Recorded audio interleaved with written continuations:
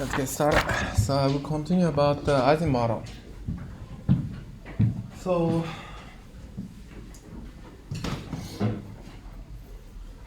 the Ising model.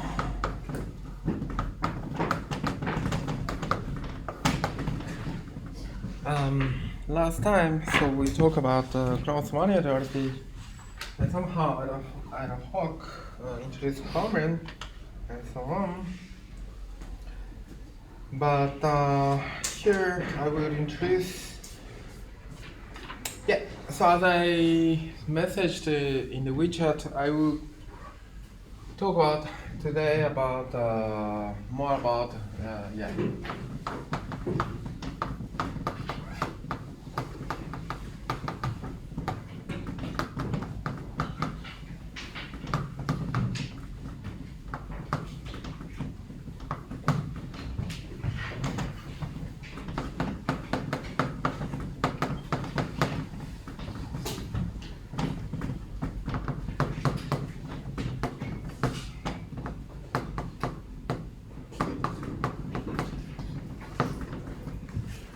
This one I will talk about today. Last time I ad hoc so Hamiltonian. So this is the Hamiltonian. Last time I introduced something like a minus j.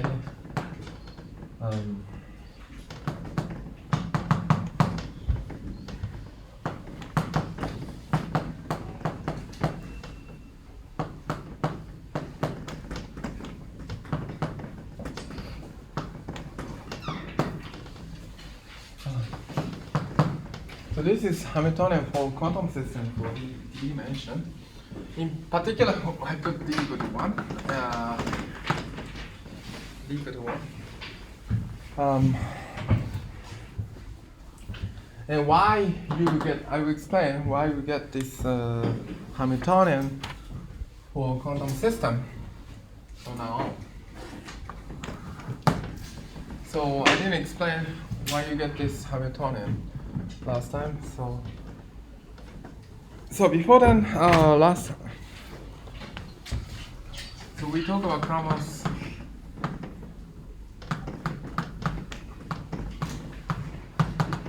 linear duality, which play a very important role.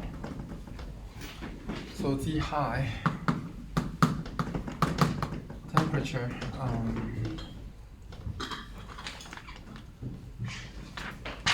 Z low.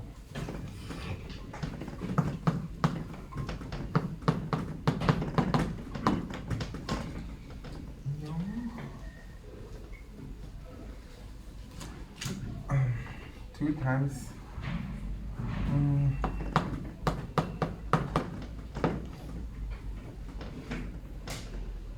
So sorry, cinch.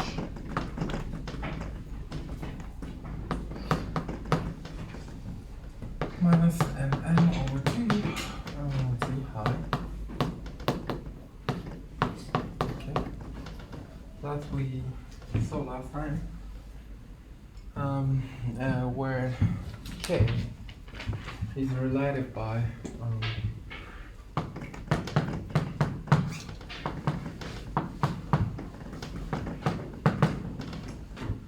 okay, so that's what we have learned last time. Sorry, my brain's not waked up.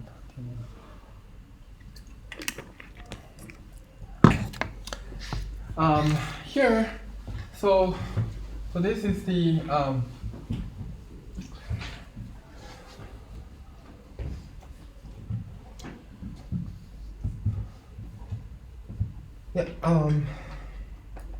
so this relation can be written more precisely in other way, 2k pi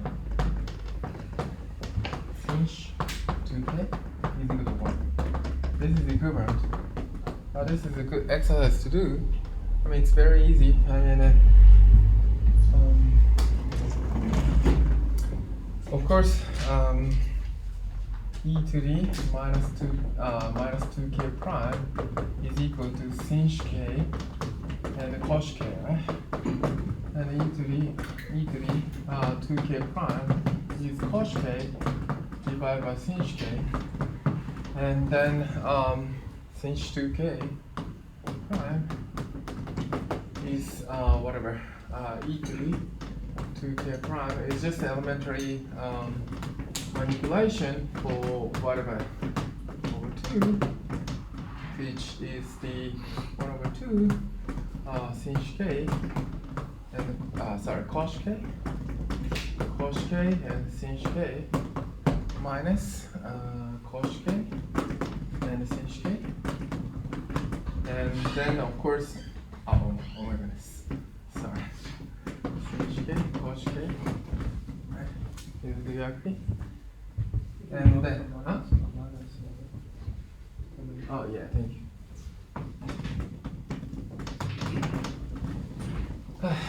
Thank you very much. Okay, as you know, I make lots of mistakes. You should point me out. Cos k and the cos square k minus sin square k, which is 1, right? Am I correct? This is 1, right? This is 1.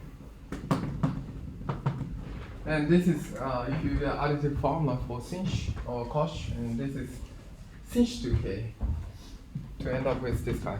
Okay. Do you agree? Do you agree? You get this. Okay. So therefore,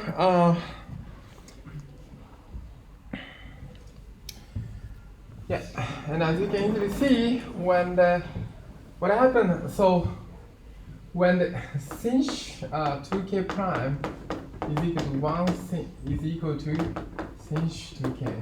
This is the one, the critical temperature, right? Do you agree? So you want to have some kind of equality. Low. I mean here, if it is k prime is very low.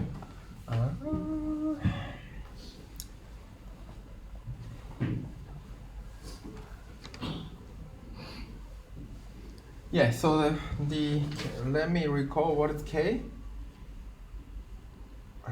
K is equal to J times Boltzmann constant plus T.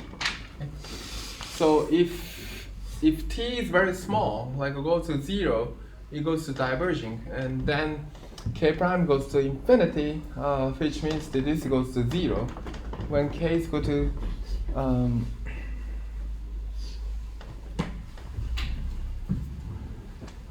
yeah.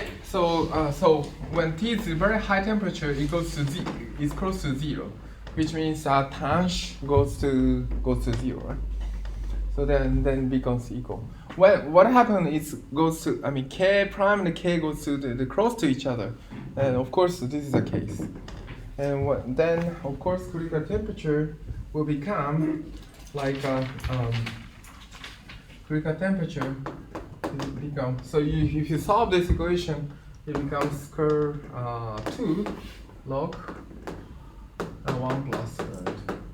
So this can be understood as J over. So this can be understood as J over Boltzmann constant Curie temperature. Okay, so this is the chromatography. I didn't mention about this.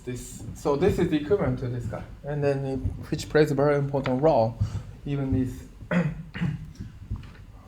this is the equivalent to this one. And I will talk about this D-dimensional quantum model. And after that, today, I will talk about on-circuits. So the celebrate on-circuits exact solution. And last time, so everything make it clear. So last time I just introduced the disorder operator 0, which create a branch cut, and if you introduce the sigma of z, figure of z, and then if you rotate in 2 pi, you get the branch minus.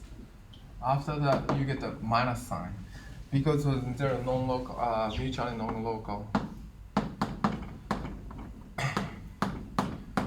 I also explain what it means. I just ad hoc. So introduced last time in the just all of a sudden, but this time I try to explain what it means. Okay, so that's the goal of my talk. Goal of this lecture.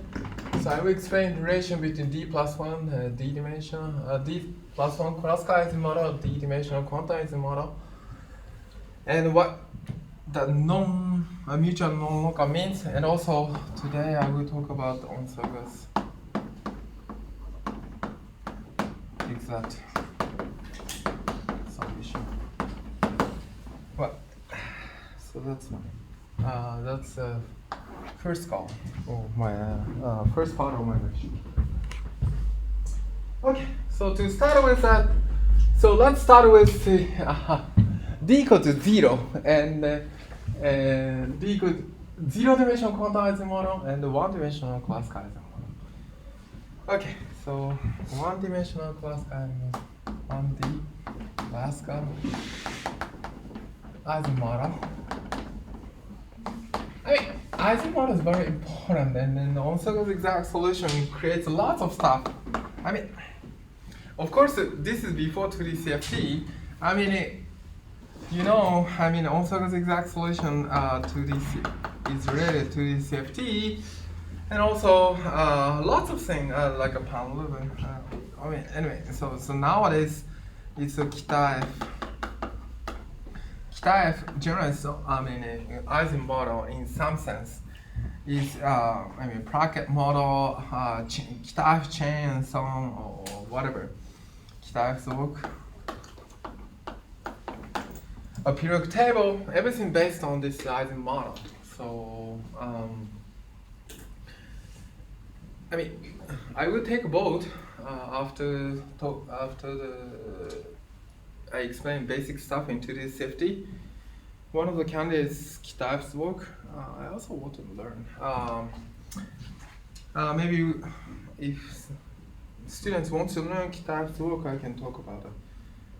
I mean, I already give some candidates, right? Like entangled entropy, integrable system, like in other words, Jan Baxter, or Kita F's work is okay as a topic, but we will see how much time we will have and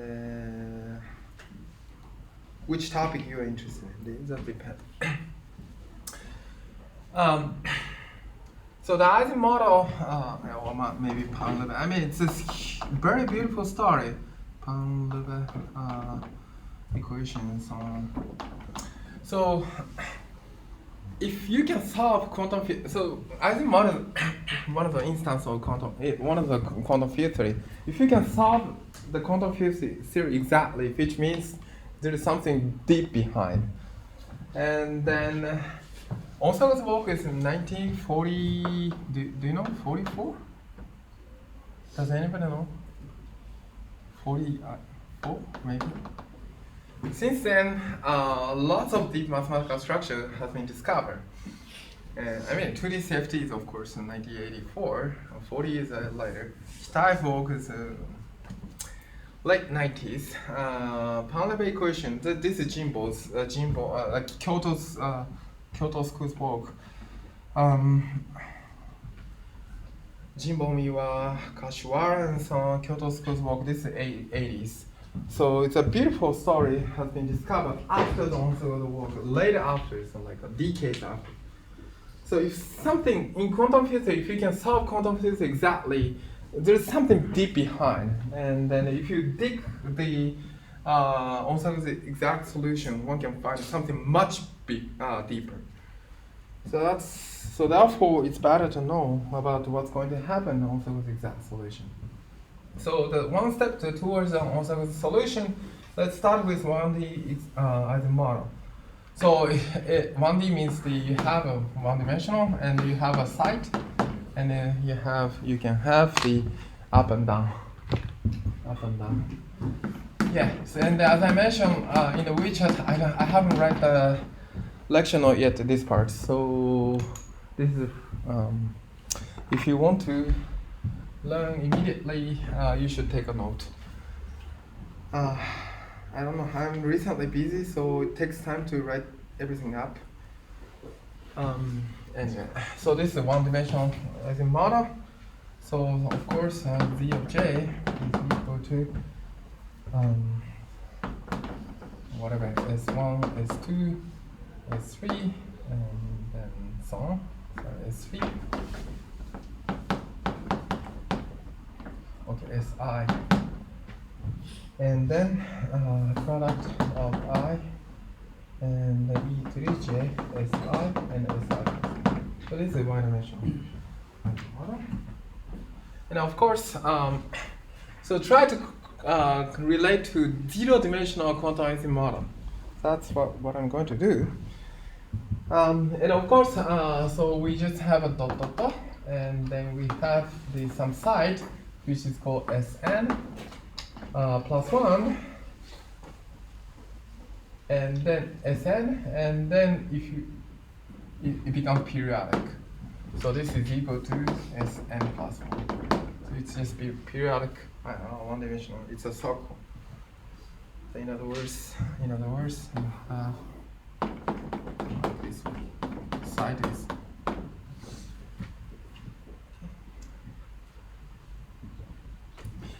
Then,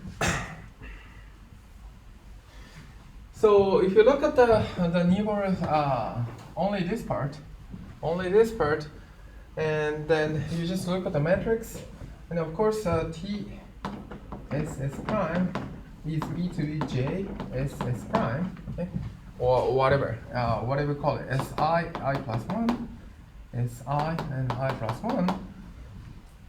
This, of course, Si and Si plus 1 only takes plus minus 1, so therefore it's just 2 by 2 matrix. 2 by 2 matrix, and then you can just have e to the j, e to the minus j, e to the minus j, and e to j. So it's a 2 by 2 matrix. So which means the Si is equal to plus, Si is equal to minus. I don't know. I mean, I'm not careful about the bases and so on. Okay, minus 1, minus 1. These are bases. Okay, you can take.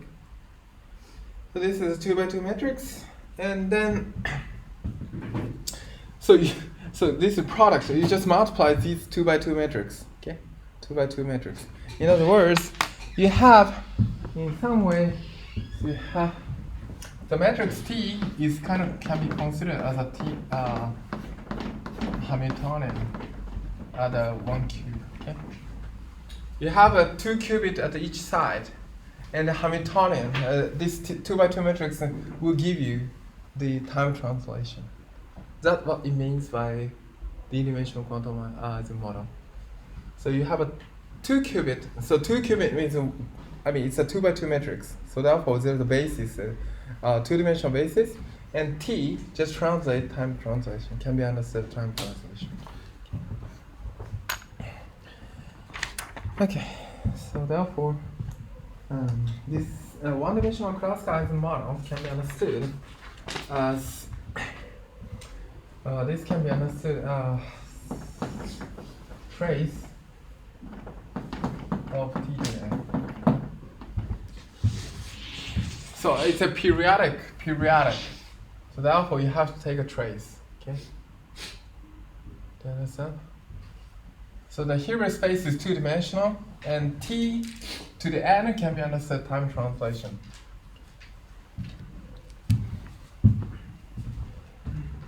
Okay, so therefore to solve one-dimensional quantizing model, you have to diagonalize this matrix. Okay? You just need to diagonalize. So to take a trace T to the N, you need to diagonalize this 2 by 2 matrix, which is super easy. Of course, the eigen. Okay, e to the j, e to the minus j, e to the minus j, e to the j is can you diagonalize? What is the eigenvalue?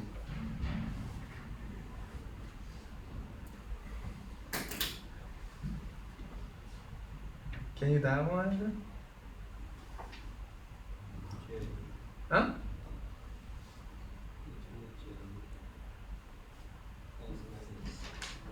Good. Okay. 1, 1. So this is eigenvector, and e to the j plus e to the minus j 1, 1. Okay. As he mentioned, he's very familiar with Eisen model somehow, better than I do. Do you agree? And if you put the minus sign, you have minus sign. So therefore, this is the eigenvalues. Okay. So therefore, so this can be understood. Just take a trace. I mean, you can diagonalize it. So which means it's a diagonal to the n, which means that if you take a trace, e to the j plus e to the minus j to the n plus e to the j plus e to the minus minus j to the n.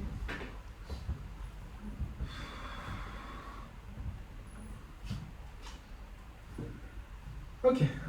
So that's Eisen model. One-dimensional Eisen model. It's super easy to solve it before Onsager.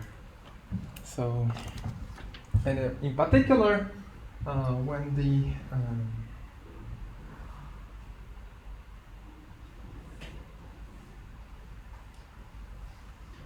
I mean, J is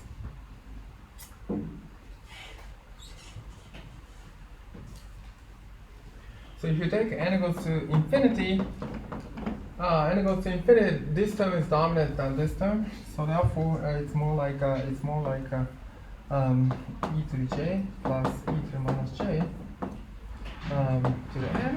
So therefore, z of j is equal to e to the free energy, and this is log e to the j plus e to the minus j if you have lots of signs.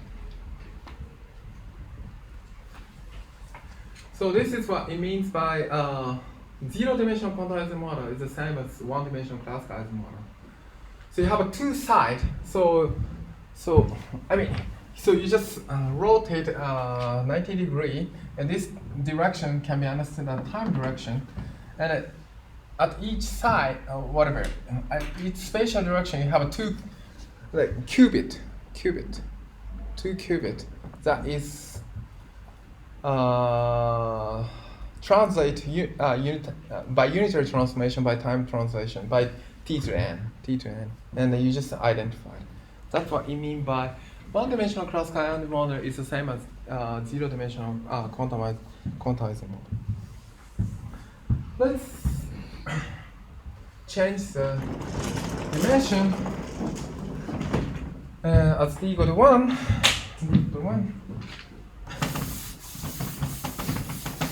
We will do the same thing.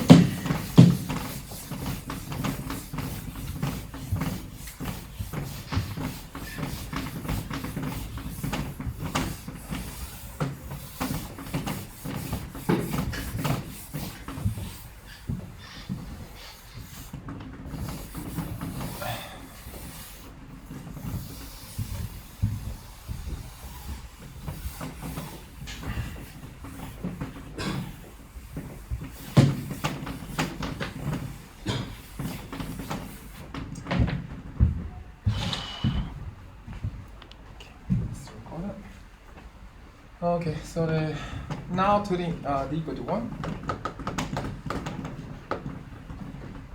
This is d equal to 0. So this is d equal to 0.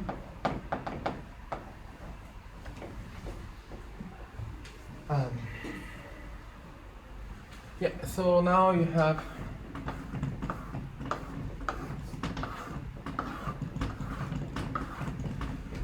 maybe here n site, and here is m site, last time maybe, and then everything periodic. So you just identify this side and this side, like this. Everything periodic in the both direction, and like this way, maybe everything periodic. So what we are going to do is just the same thing. So since one-dimensional classification model is the two-dimensional quantized model, so you just project this one-dimensional classification model to 2 qubit, and project to here, 2 qubit, and 2 qubit, like this one. That's what we're going to do. So this one-dimensional classifier is just project to 2 qubit, 2 qubit, 2 qubit, 2 qubit, like this. And these 2 qubit interact to each other. So that's what we are going to do. So therefore, two-dimensional classifier model becomes one-dimensional quantized model, which I didn't understand last time actually. And he pointed out. So of course, ZJ can be understood as the bunch of sum is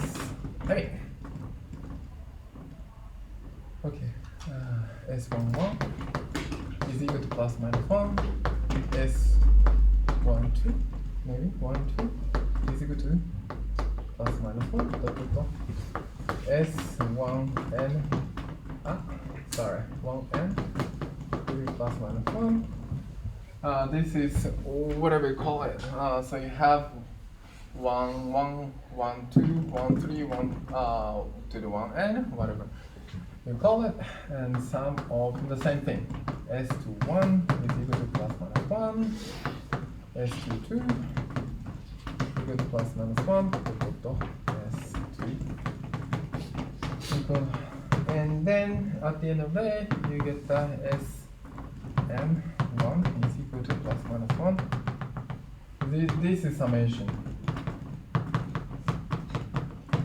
So this is just the sum of all states, and then what we have is the summand is just a product of I equal to 1 to the n, product n, j equal to 1, and then we have e to the j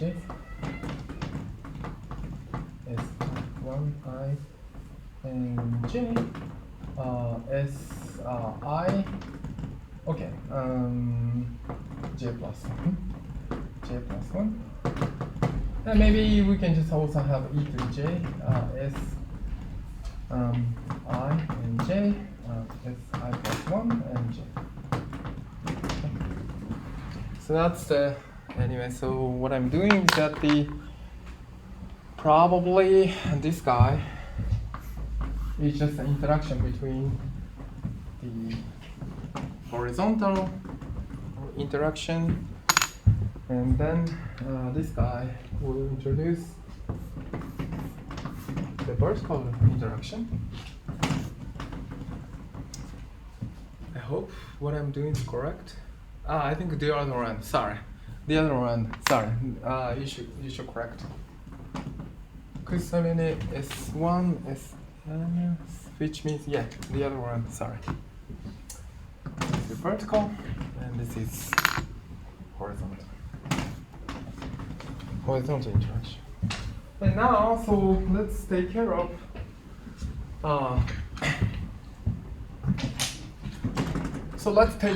the vertical direction. Vertical direction is exactly the same as before.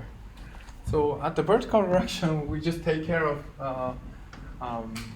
one-dimensional classifier model to zero-dimensional 2 qubit system. Okay, and they are related by T and T and T and so on. At the end of the day, you have a qubit, 2 qubit here and 2 qubit here and dot dot dot 2 qubit and qubit and so on. So therefore, the qubit space is just 2 qubit means plus minus 1. And plus minus 1, dot dot dot, plus minus 1, and you have any copy of them. So therefore, Hilbert space, dimensional Hilbert space of one-dimensional quantumized model is of course 2 to the n. Okay, 2 to the n. It becomes 2 to the n. And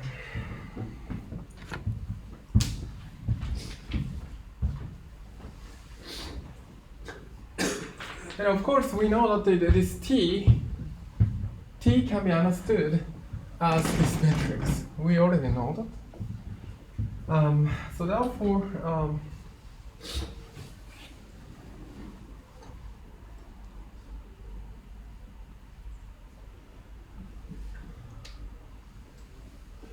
and then, so we know that the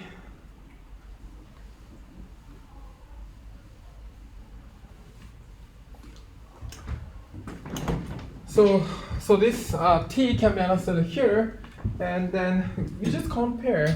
So this T matrix by e to the k sigma x, sigma x, and this is it's easy to compute by just do the tail expansion. Sigma x is equal to 0, 1, 1, 0, right? 0, 1, 1, 0, and do the tail expansion. Sorry, I want to know how map from 2D classical IC to the 1D quantum IC. So I just want to do the first the summation. So summation of this part is essentially what you need to do is the so what you need to do is essentially this guy. So you need to, I think I should use red instead of, you have to sum over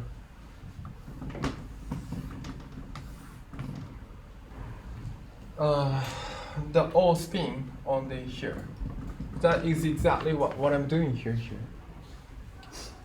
So therefore, the sum over here, the fix this j, fix d, j, and you just sum over I. Okay. So that this is exactly equivalent to what I'm doing upstairs. So therefore, you have a 2 qubit, the 2 by 2 matrix. The e to the this red guy is really a 2 by 2 matrix, and then you sum over this vertical direction. Okay. That is just project to the each side. So each vertical arrow goes to the 2 qubit. That's what we're going to.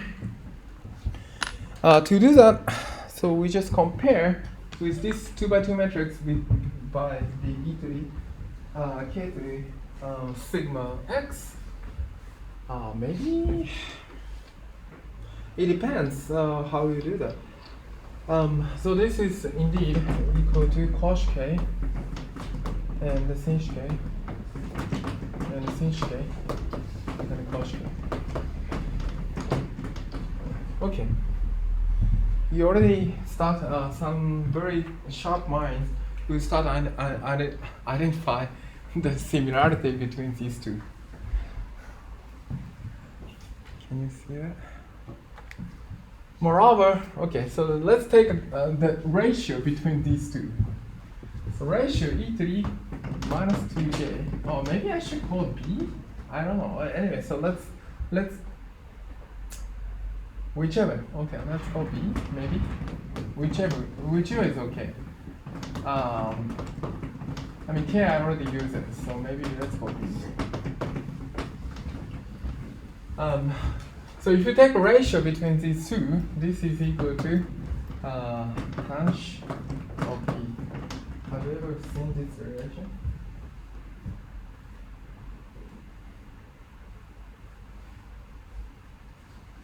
Do you recall this relation? What did you see?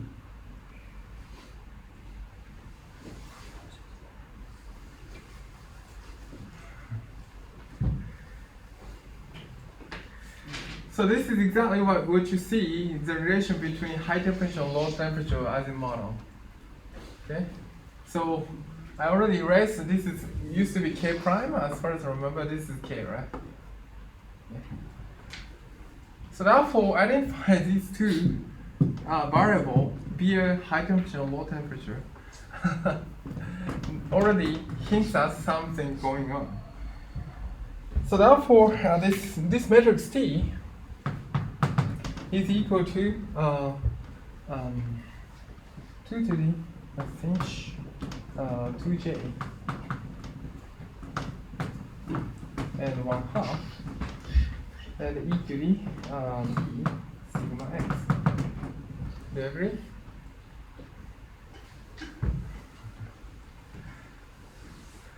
Do you agree with that? So I'm not good at the calculation. So just divide it by cos 1/2 b and sinh 1/2 b, right? And the cos 1/2 is cancelled with cos here, and you get 1/2, right? And the cos 1/2 divided by sinh 1/2, you get that tan 1/2. Tan minus 1/2, right? Which means e to the j. You understand?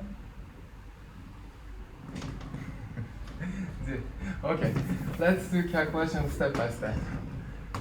Okay, cos 1/2 b, sinh 1/2 b, and this is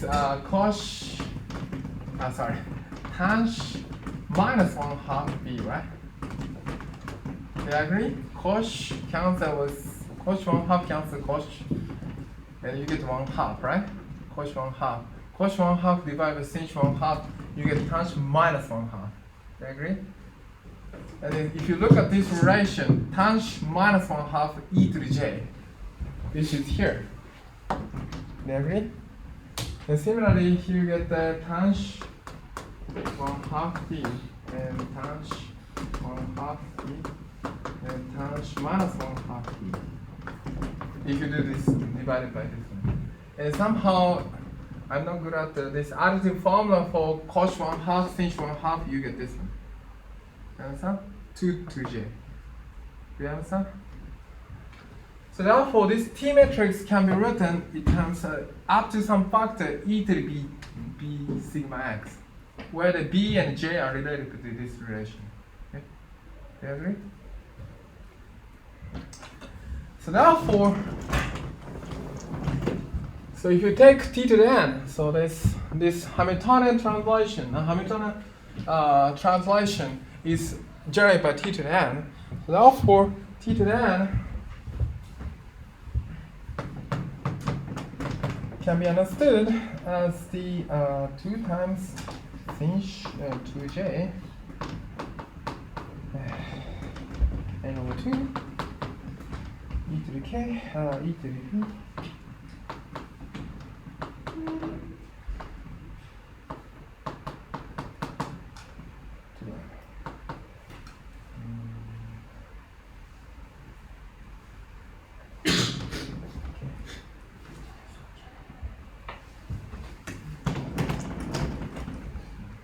Sorry, so that is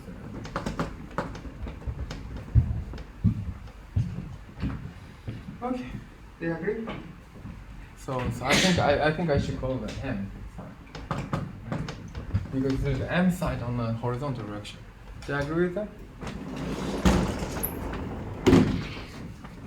So on the other hand, so this quantizing model, so they're just a 2-qubit. The Hamiltonian for the this is vertical direction, a horizontal direction. Sorry. So I'm doing this vertical direction. And 2-qubit is just a diagonal. So you have a 2-qubit. Huh? Yeah. So for the don't erase. Huh? For this one dimensional classicalizing model, the total Hilbert space is the direct sum of the Hilbert space of each side. Yeah, 2 to the n. So the classicalizing model, you have each side you have a 2, and you have to sum over all the 2 to the n. So it's a direct sum of the Hilbert space on each side for a tensor product. No, tensor product.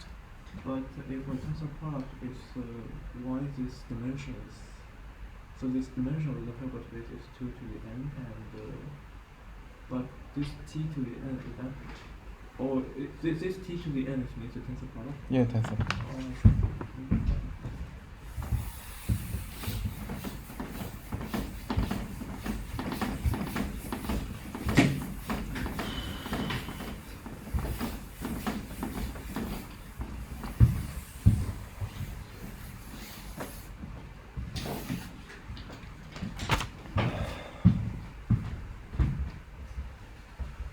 So we did a vertical direction and then project to the 2 qubit, and 2 qubit horizontal direction is just diagonal. So horizontal direction you have the diagonal. So each side you have a plus minus 1, plus minus 1. Horizontal direction you have the diagonal direction. So this is t to the m, the s to the m maybe. Okay, so this is, okay, let's call this one is quality. I'm not good at writing quality. Looks like a J, but it's a quality. But for horizontal direction, you have a S, which is just a diagonal of n, j to the 1, e to the j, sigma j,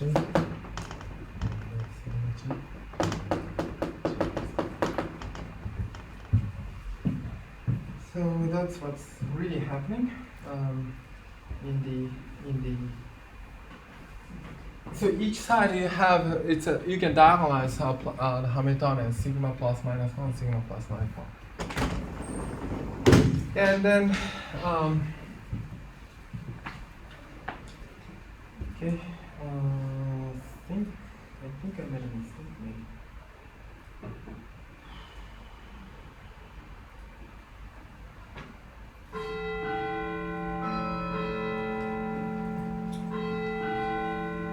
Okay.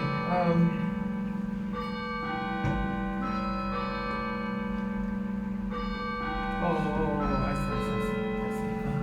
Sorry, I made a mistake. Sorry.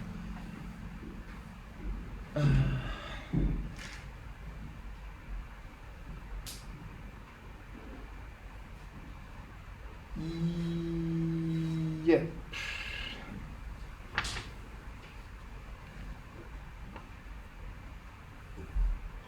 I think I made a mistake, maybe. It's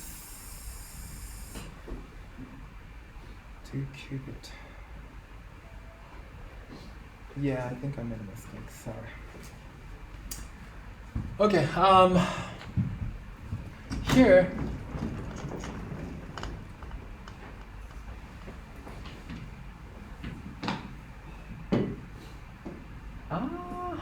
I think what I'm doing is okay, but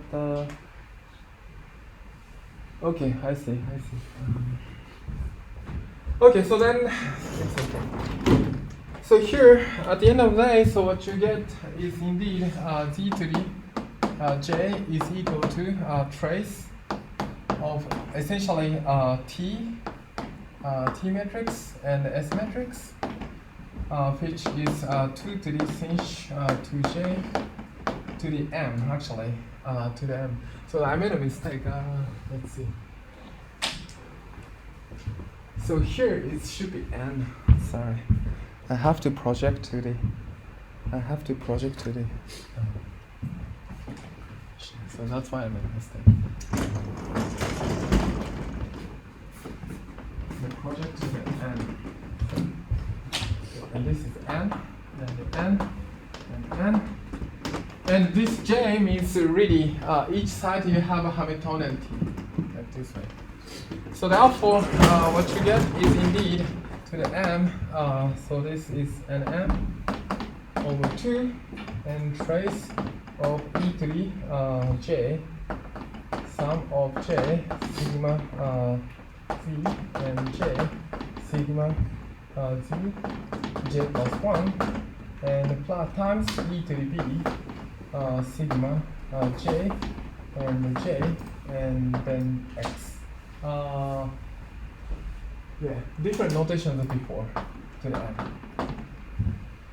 And then, so this is the non-trivial factor. This is a trivial factor. So therefore, this is proportional to w jb, and a trace of e to the j.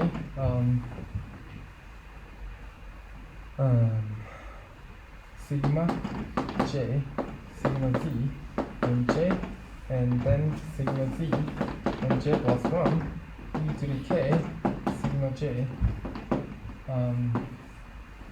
I mean, it's a notation a bit different from last time to the end. Okay, non-trivial term is this one. Sorry, so here I just, this T matrix to the end means this, I just take a copy of T matrix like this way, T. So T of 1, T of,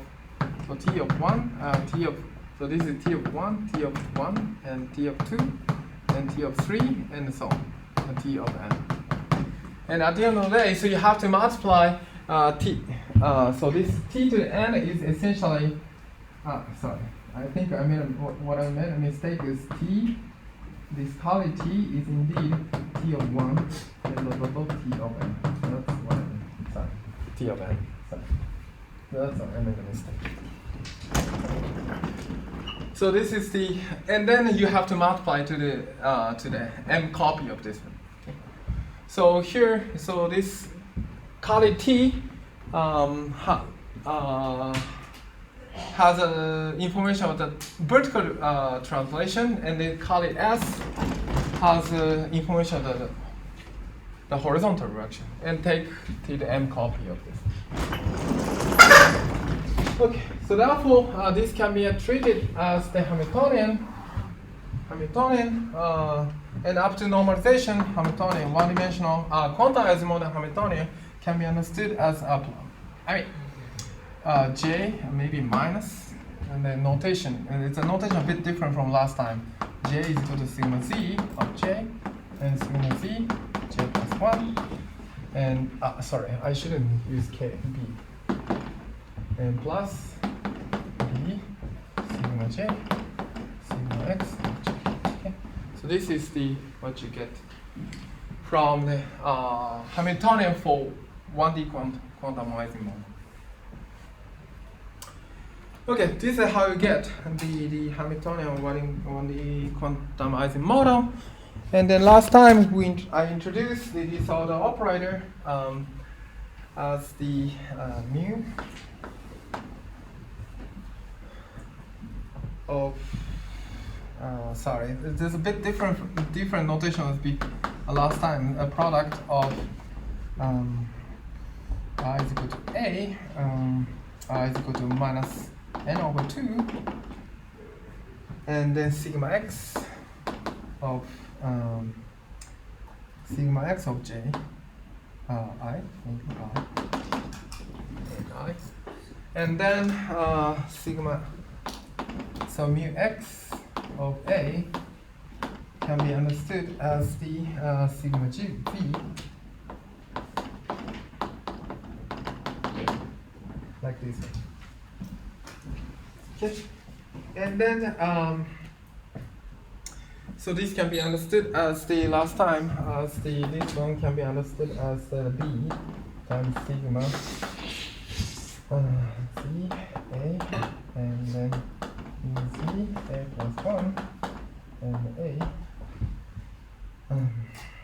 and then plus j sigma mu x, mu x. So this is different, a bit different notation. When I write up note, I will be unify the notation. So this is the Cramer's one unitarity, and as you can see, so this J and B are really relation between K prime and K. Okay, so this is Cramer's one unitarity. You look at the so K prime and K in the one I have written at the beginning of lecture is exactly the same as the relation between J and B. And if you exchange J and B, this sigma and then so spin sigma is swapped to this order operator. So this is really Cramer's one unitarity.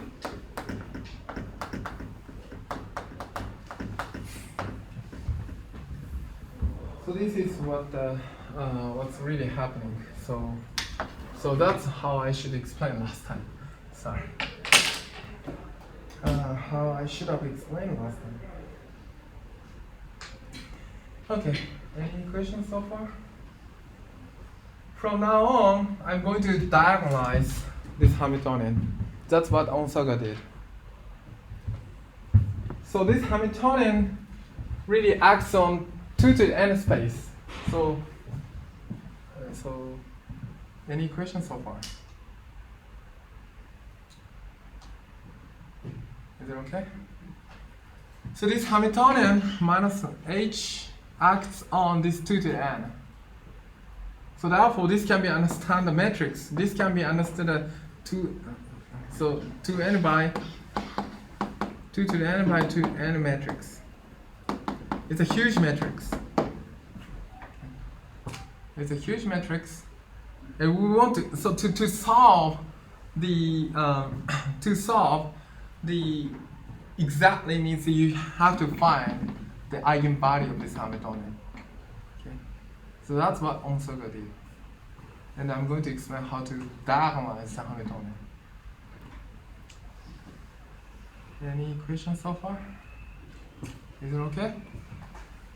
So that's how I obtain. So the 2D quantum classicizing model to the 1D quantumizing model. That's how I obtained the Hamiltonian. That's what he pointed out last time, which I didn't understand actually.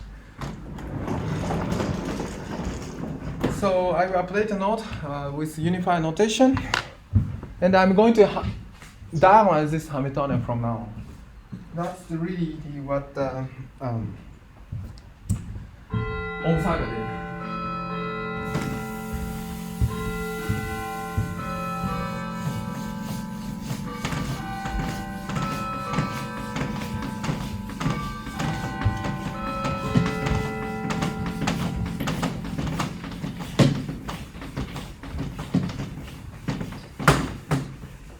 Any questions so far?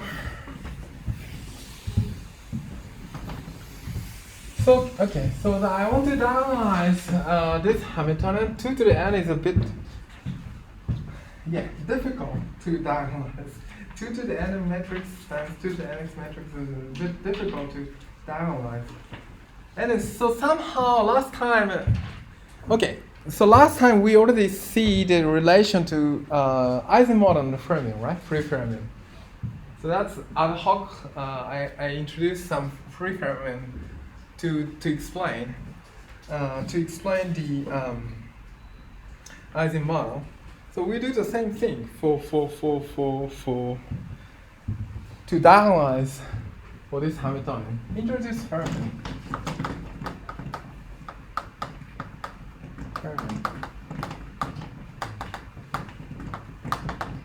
So more precisely, we introduce the real phi 1 to phi 2n. These are real Hermitian operator,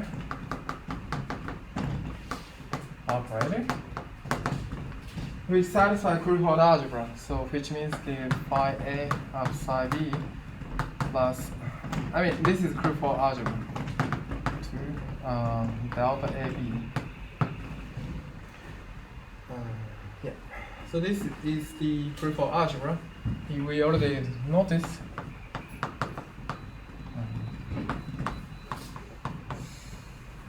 It's a bit ad hoc. You will see why we introduce this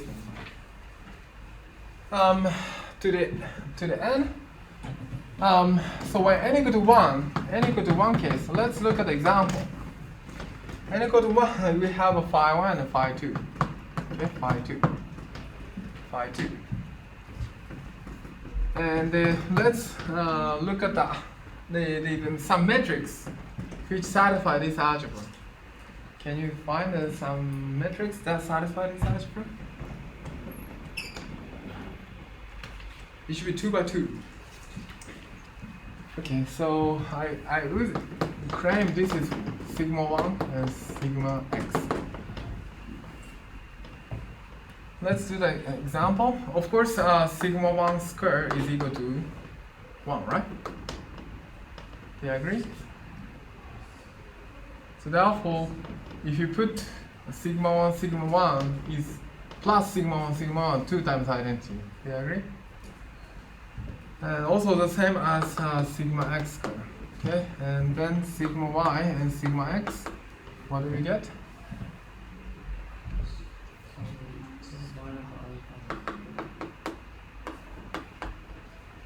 Do you agree? And then what do you get? The sigma x and the sigma y. Sigma 6. So therefore, if you sum them up, you get 0. Okay. So therefore, it satisfies Criticalizing algebra. Okay. And then what about n equal 2? We have psi 1, psi 2, psi 3, and psi 4. Then bring a matrix which satisfies this algebra. Okay, so then what I'm going to do is this is equal to, and do the same trick. I'm lazy, so therefore it's just y and 1 times identity, and then sigma x times identity, and this one is sigma z times sigma y, and sigma z times sigma y.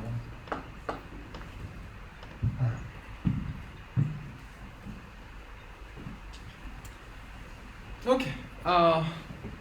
For instance, so anti-computational sigma 1, sigma 2 already we satisfy. We already know this satisfied. Sigma 3 and sigma 4 we already know we satisfy the anti-computation ratio as we want. Okay. The non-trivial part is these two guys. Okay. These two guys. On the other hand, I mean it's just an anti-computation ratio sigma y and sigma z. Okay. Sigma y and sigma z. Do you understand what is it? Okay, so sigma y, sigma z is equal to what?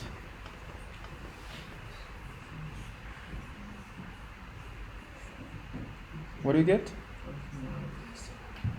Sigma x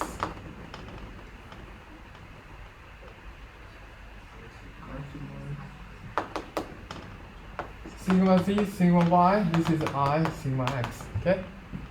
Okay, so therefore, even if you take anti-computation ratio, I mean, 1 times sigma 1, I mean, anti-computation ratio is just give the sigma y, okay? On the other hand, if you take the first copy of the anti-computation ratio of the power matrix, you get 0. So therefore, this satisfies, okay? On the other hand, if you did a square root of all the power matrices, if you square it, you get 1. Okay, so therefore, this Criticalizing algebra is satisfied. Okay, do you agree?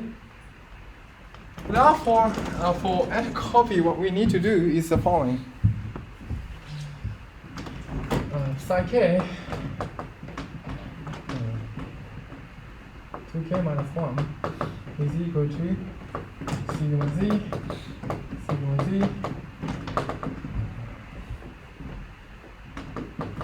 sigma z plus sigma y, and psi 2k is equal to sigma z plus sigma z plus sigma z plus sigma x. And of course, this is minus 1. Sorry, minus 1. They agree?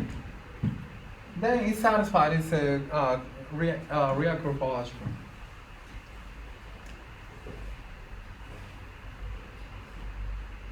Okay, do you agree?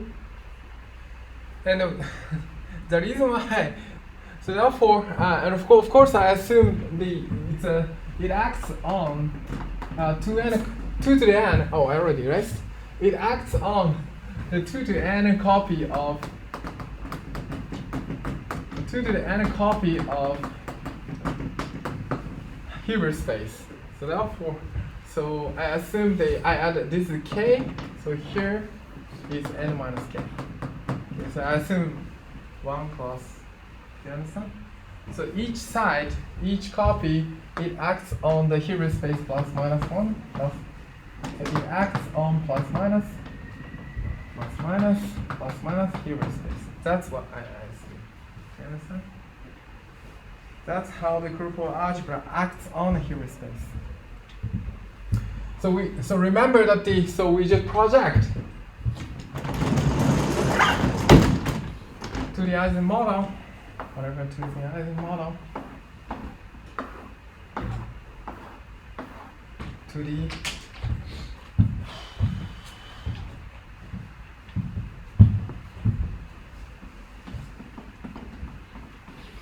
one-in quantum Ising model, which identify periodically, and you have plus minus 1, plus minus 1, plus minus 1, 2 qubits each side.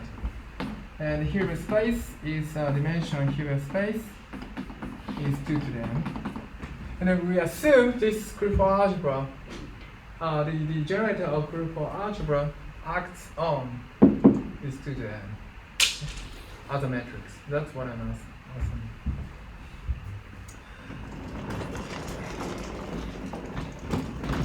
Now,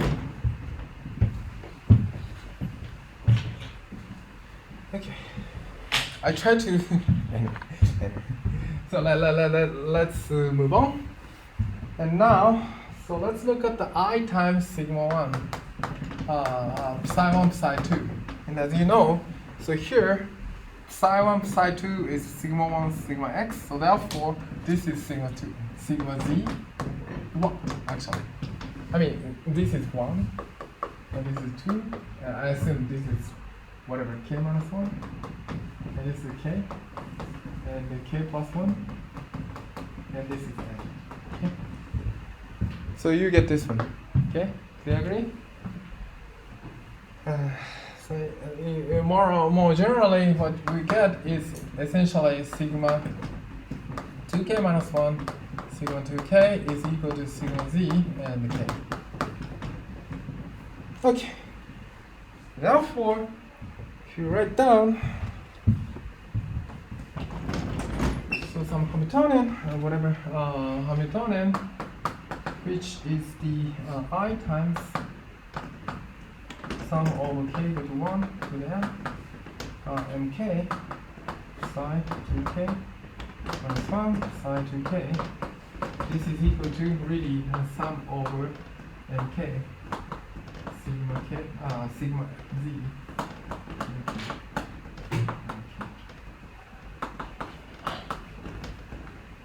Do you agree? Do you agree? So we know that the I time, so here I times psi 2k minus 1. Now, of course, I just shorthand notation. This sigma k means, of course, 1.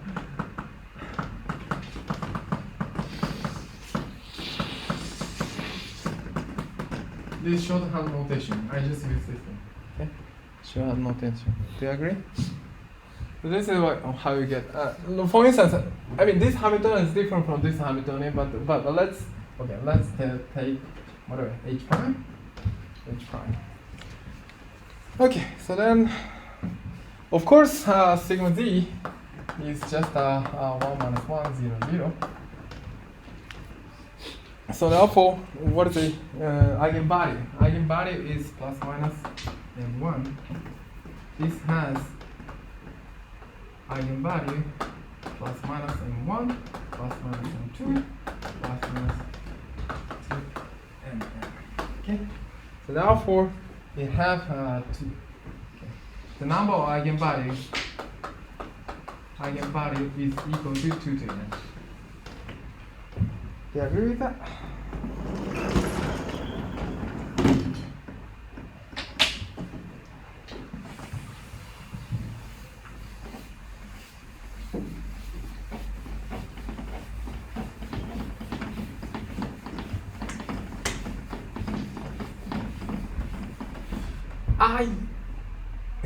Sorry. Okay, so I want to diagonalize this Hamiltonian. We got minus j sigma sigma z j plus 1. I want to diagonalize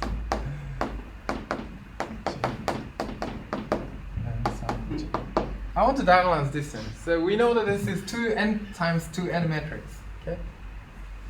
And we know this H prime also have 2n eigenvalue. Okay. 2n eigenvalue. So we already start seeing the similarity. Okay.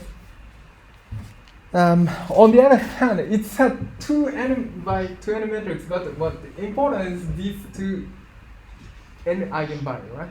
N eigenvalue. So the problem is a bit more simplified. And then more precisely, if you have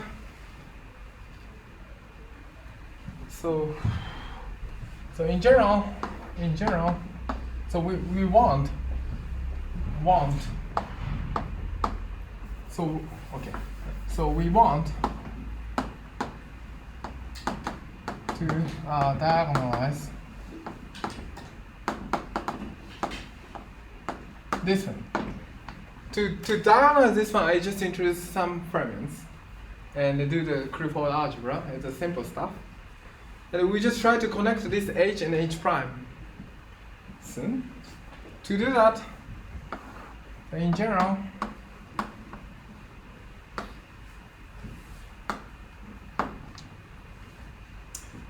by using this relation, to do that,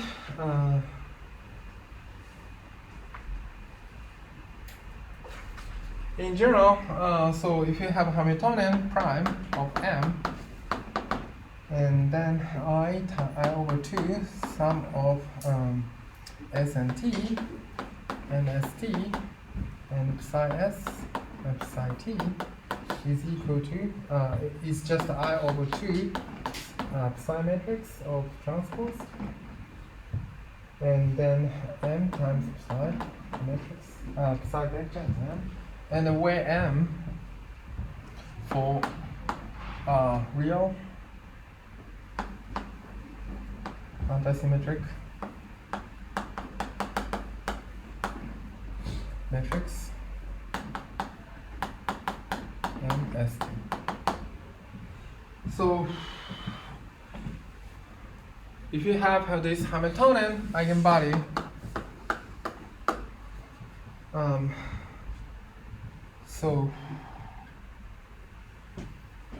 so MST, so the general theorem, this is always can be bring the form like M1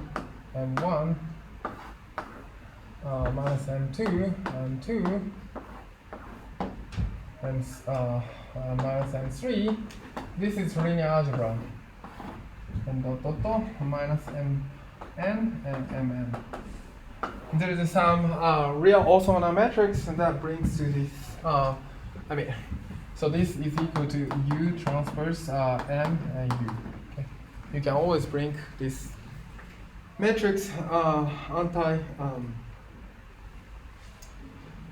symmetry matrix. You can always bring this one. That's the linear algebra. And since you multiply I to the real antisymmetry matrix, it becomes Hermitian. Okay? You understand? Hermitian. So therefore, Hermitian matrix should have real eigenvalue, and the eigenvalue is always plus minus M1, plus minus M2, plus minus Mn. Okay?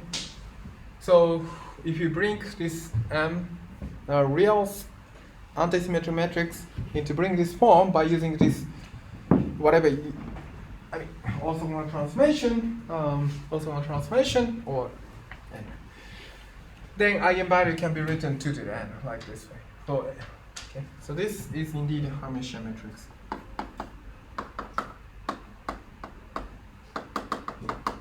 Because I multiply I. Okay, so this is in general. And we know that the I'm going to erase.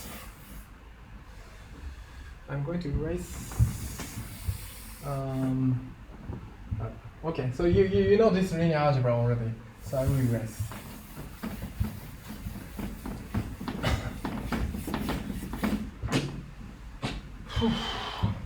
So we know this one. I just do a bit transformation. You just, so you have x, y, and z is just whatever x, y, z, and just do the rotation, and just bring this form as the whatever j times some up to plus minus sign. Okay.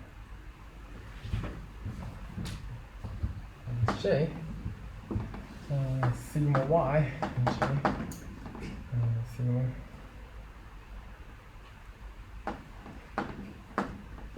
j plus 1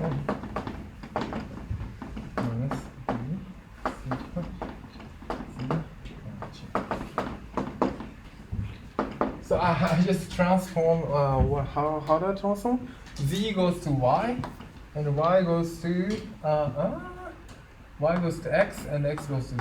That's, I transform, just do the rotation in the three-dimensional matrix in space. I just transform like this way. And we know,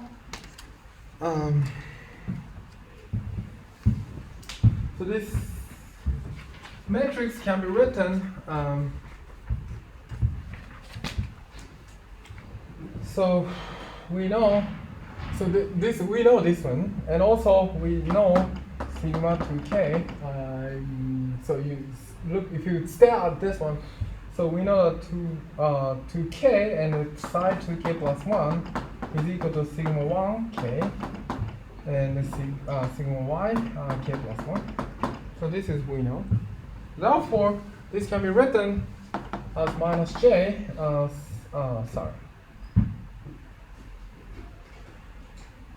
minus j sum over j I psi 2k plus 1 and minus b and sigma, and then minus b sigma I times psi 2k minus 1 psi 2k.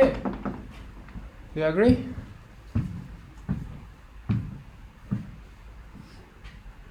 So I use this relation and also this relation.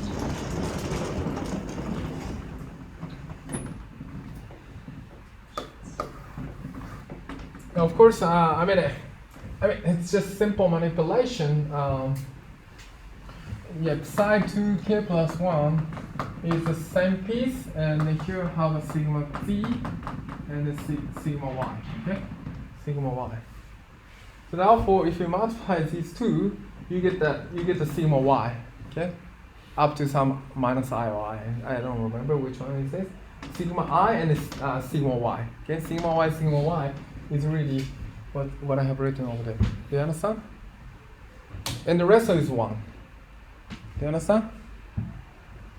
Are you guys following?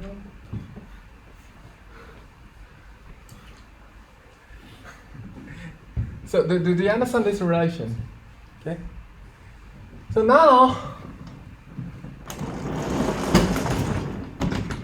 so we want to diagonalize this Hamiltonian. Somehow introducing this Krugman algebra, we just write down Hamiltonian in terms of this general Krugman algebra. Okay? And this is exactly the form written here. Do you understand? So this Hamiltonian is exactly the form written here. What is the matrix M? Let's write a matrix M for this Hamiltonian. So this matrix M is up to minus M is equal to okay, let's write it here. It's okay. 0 minus k 0 0 j minus j 0 0 minus k and 0 and so on. If you plug this matrix into here, you get this one. Okay? We know the eigenvalue of this Hamiltonian is just related by eigenvalue of this matrix. Okay? It's just an n by n matrix. N by n matrix. If you solve this anti-Hamiltonian matrix, so the anti-symmetric matrix, and it's find eigenvalue, you can diagonalize this Hamiltonian. Okay? So that essentially what Onsoga did in whatever, 80 years ago, almost 80 years ago. So it's a huge matrix, 200 by 200 matrix, but somehow introducing Krugh algebra, you can reduce problem to n by n matrix. So what we want is to diagonalize this matrix. Okay? And I hope the mathematical physics lecture tells us how to diagonalize this one. This is really actually Fourier transformation. I always to diagonalize this one is Fourier transformation. I hope the Fudan professor explain how to do the Fourier transformation by using this whatever matrix. I mean, Fourier transformation is really diagonalization of this antisymmetric matrix. I really wish the Fudan professor really teach the Fourier transformation in this way. Otherwise, I mean, it's a really pity. I mean, the Fourier transformation really diagonalizes antisymmetric matrix. So to see that, we just introduce the vector b, which is something like whatever this form. So b is something like ab and e to the 2 by I n. Okay, so omega. What am I doing here? A omega b omega inverse a omega inverse b. Hey, you understand omega square b omega. So you introduce this matrix where omega is equal to e to the 2 pi I over n. Okay. So introduce this vector and just multiply. Really, this is Fourier transformation. So this is the Fourier mode you will get. So each entry is really you get the Fourier mode. And just multiply and you get the eigenvalue of Fourier mode. That's exactly what happened in Fourier transformation. I hope really, this is really what's happening in Fourier transformation.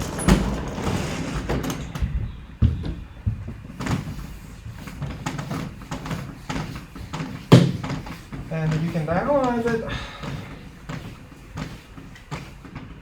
Okay, so let's multiply. Oh my goodness, sorry. I told you wrong. This is not true. Sorry. I will write more precisely. I made a mistake. 0k minus k 0 and j and minus j and 0 like this way. Sorry. Minus k 0 j minus j and 0 and so on. This is the matrix. So it's not broke diagonal. Sorry. So this is the matrix. Because I mean, see that 2k plus 1 and 2k and 2k minus 1. So there's an overlap 2k. So therefore that should appear, I mean, it's j and k should appear in the same row. Okay, and of course you just look at the anti-commutativity, right? The minus sign really comes from this anti-commutativity. And you just multiply this matrix times this b, and see what's going to happen. So just let's look at locally.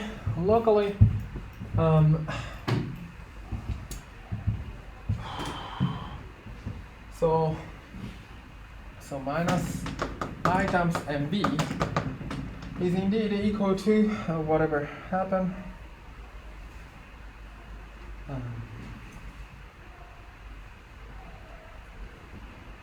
Whatever a tilde and b tilde and omega a tilde omega b tilde omega inverse a tilde and b tilde and so on and a tilde. If you look at locally, this is indeed equal to just 0 k minus j e to omega and then minus k plus j omega 0 and a b. Let's look at the local. So here, for instance,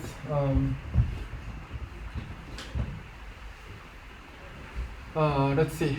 So the B matrix is something like a whatever A B omega B omega inverse B omega inverse A, and it's just multiply. So for instance, let's see what's going to happen.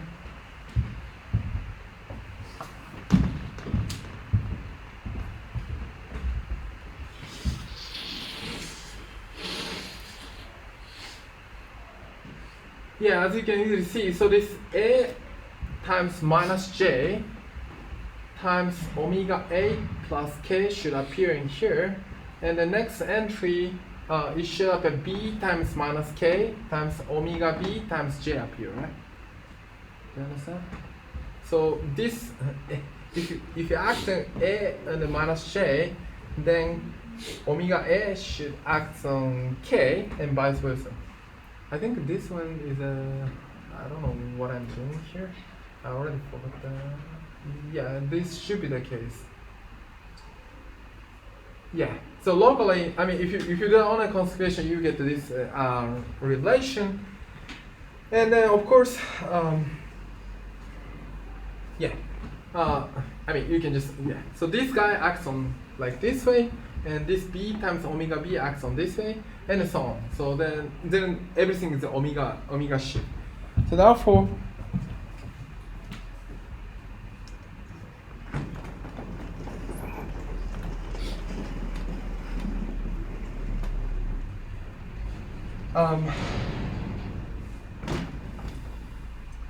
so this the eigenvalue of m, so minus I m of minus I m is indeed equal to plus minus k. Sorry, not k. Why am I write a k? Sorry.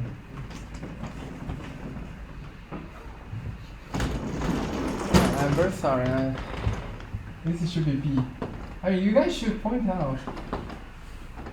Sorry. I'm very sorry. I'm very sorry.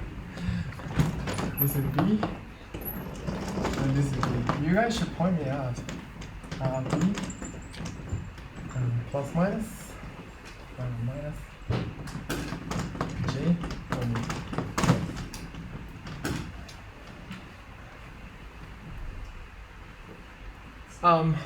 To the S. So where S is round for 1 to dot n. So you can just check this is equal to this is the case. I mean it's a simple. I mean just multiply this vector into this matrix. You just show this eigenvalue is really this one.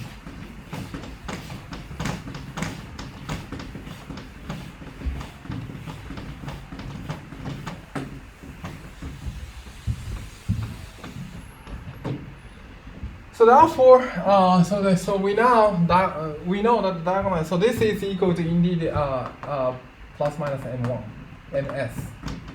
So we know. So ms corresponds to this guy. Okay. Ms. So therefore, so this what we want is the z to the. Yes.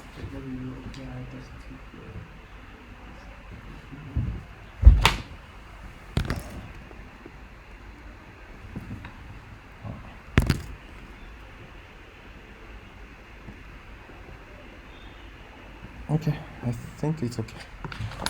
So therefore, so this z. Okay, just correct me if you j and b is equal to indeed some product of plus minus e to the plus minus m1. So this is eigenvalue, really eigenvalue plus minus m2. Plus minus dot and n. Okay. And we know this is really eigenvalue, and I just plug that one into here, and this is the product of e to the plus ns plus e to the minus ns. S is equal to 1 to n, and then this is equal to 2 to n. Product of s is equal to 1 n, and the cosh b minus J omega.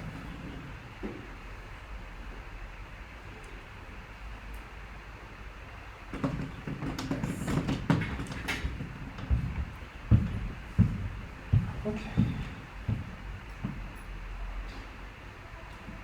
So this is what's really happening. So now, we successfully, by introducing these pyramids, we can diagonalize it, and then we just have we can compute free energy. And what Onsager did is just take the unified free energy, and this is the e to the nf jb. That's what Onsager did, and the fjb is log 2 plus 1 over n. Sum of s is equal to 1 to the n log cos b minus j omega.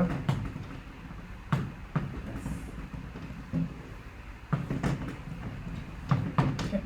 So that's what also the so this is exactly, and if you take large n limit, so large n limit, so this sum becomes integral log 2 and 0 to 2 pi log of cos b minus j e to the minus l I l and then dl over 2. Okay, so that's the exact solution. So this is the also the exact solution.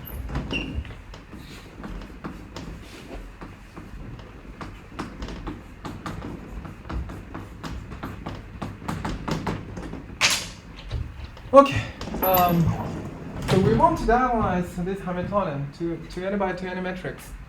But we introduce the Krufeld algebra, then it's easy to diagonalize because of this property. And this matrix can be easily diagonalized by using Fourier transformation. Okay, Fourier transformation. If you do the Fourier transformation, you can diagonalize, and the eigenvalue is this guy. And if you sum them over, you get the free energy. Or take sum them over means like this way, all states, and take the log, you get also the exact solution. Okay, yeah. Any questions so far? So let's take a break. So this is one of the benchmark in the milestone in physics, theoretical physics. It's a wonderful result, and it's from there. Beautiful mathematics, mathematical structure has been uncovered even after 1944 of the uncertain work. Let's take a break.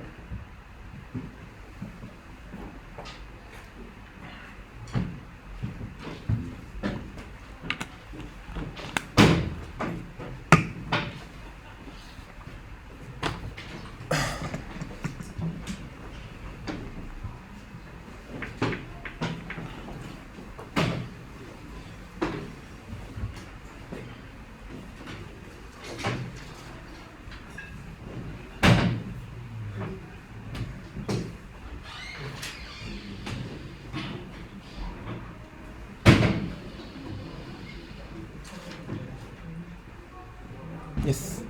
Some guys didn't submit the homework 6. Can you remind them? Didn't submit the homework 6? Yes. Let's check. I haven't graded this. Okay. Let's see.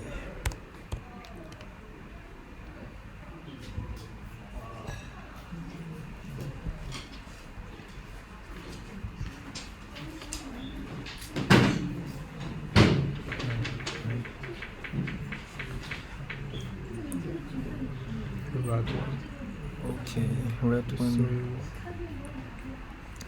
Okay, I hope this one has criticals. these two? I think these two criticals, I guess. Okay, these three didn't submit. Okay, I will remind them.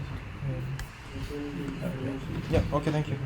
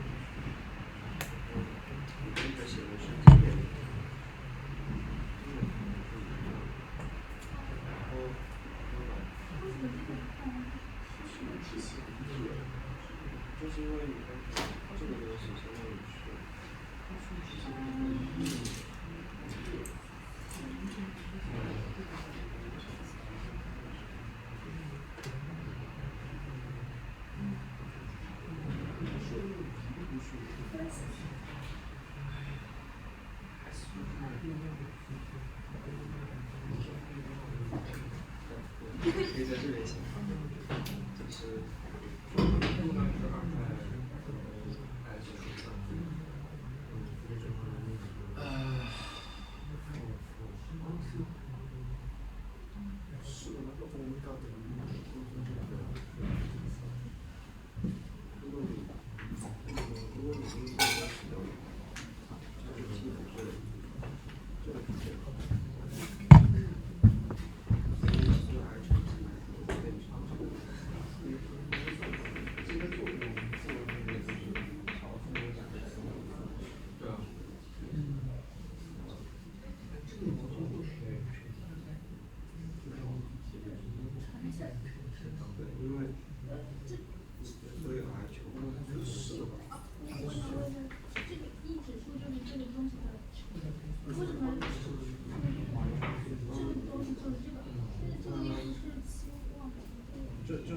就是这个替补阵里是，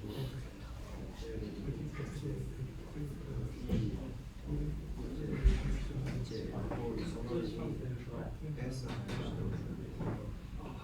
就是 S 还是，如果它是正一的话，它就相当于是如果负一的话，就相当于所以。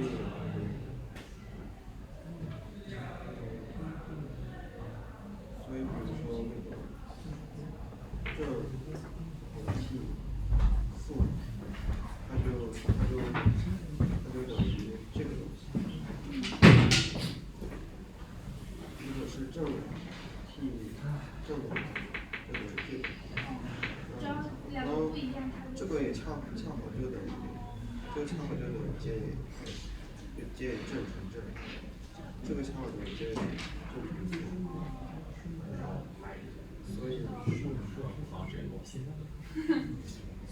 然后又有周期性边界条件。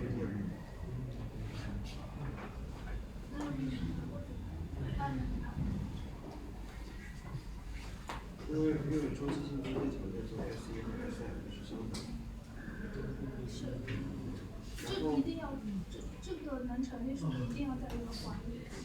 对，然后你看这边的求和，你可以把那个对于 S2的求和放到这里，然后 S2这个求和就变成 identity。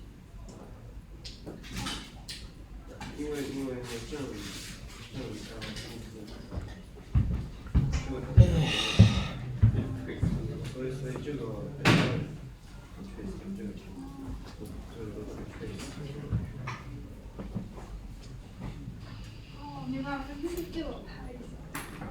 Easy。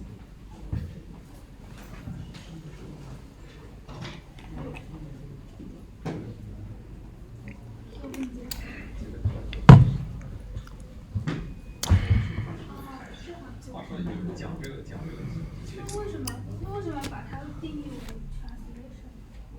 translation？translation 就是因为那个量子统计的计算就是这个东西，然后你可以把它写成，对，你可以把这个贝塔看成一个虚实方向的过程。量子统计的话就是，你这个就变成情况，加热图在后面。你可以看成是这个。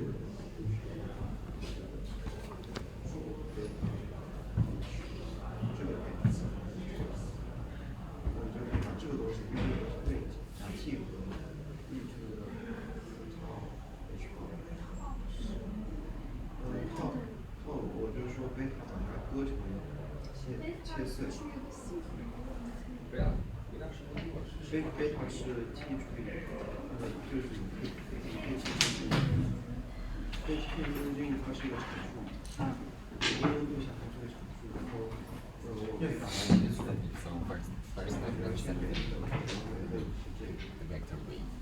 所以 Which one?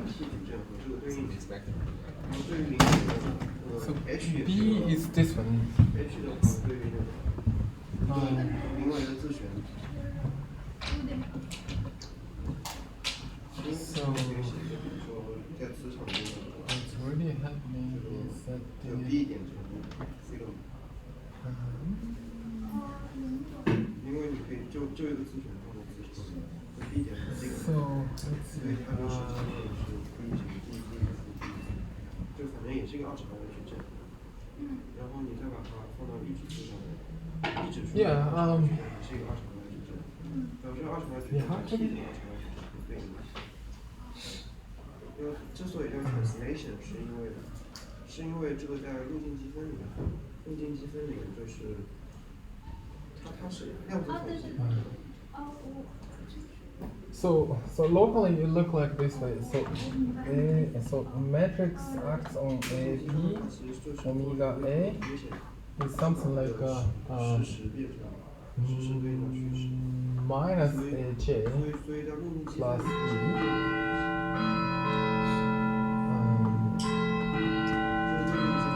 And here you have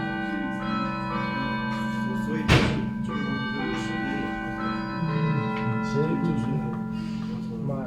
plus, so this is minus G, right? So minus B omega inverse B, and then and here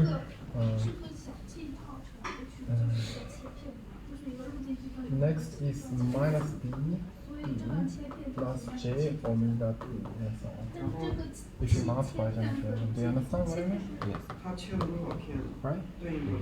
So therefore, A is mapped to essentially minus B omega inverse J times B, right? So like this way. And this one is mapped to omega A. And this one is mapped to like B. Okay? So therefore, if you look at the A times B times matrix, you get this one. So A times, so if you multiply this one, you get the minus B omega inverse plus J. So I think it's more like the omega inverse. And here, if you multiply B on M, you get the, so B on M, you get the B minus J omega. More precisely, here, B omega minus J actually. I think I may be a bit, I think I have to multiply this is wrong. More precisely, I think more precisely. You understand what I mean? So M times A, you get that somehow B tilde, right? B tilde is this guy. You understand? Yeah. And if M times B, you get the A tilde. A tilde is something like this one.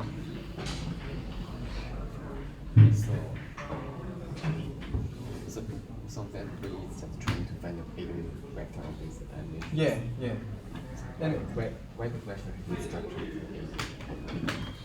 because it's Fourier transformation, so omega is the Fourier mode. I mean, this e to the 2 pi high over n is really Fourier transformation.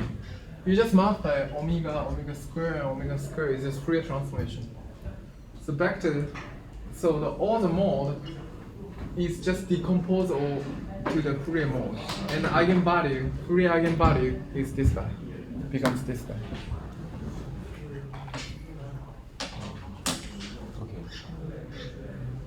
I also have a question about this matrix square. Remember before you add the matrix minus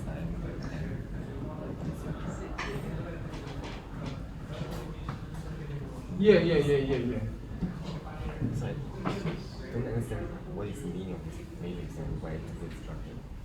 So anti-symmetric. So the theorem that anti-symmetric any anti-symmetric matrix M real. They exist orthogonal matrix U such that U M U is equal to this one minus M1 minus M2 M2. This is theorem. This is theorem by linear algebra. Always you can bring this up. If you have any anti-symmetric matrix, there's a matrix U such that the U transpose and U is always this matrix. This is theorem. So for instance, you can try like whatever matrix you have minus 2, minus 1, 3, minus 3. This is no, I'm sorry. It's a boring example. Whatever anti-symmetric matrix. Anti-symmetric is M transpose equal to minus n, right? This is anti-symmetric. Therefore, you can try to blend whatever matrix minus 1, minus 3, 1, 3, 2. Try to blend the form. But you try to find the matrix U such a way that you can do it. It's a good exercise. You can always do.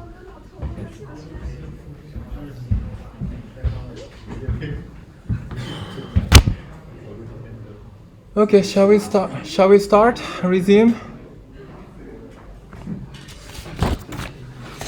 So,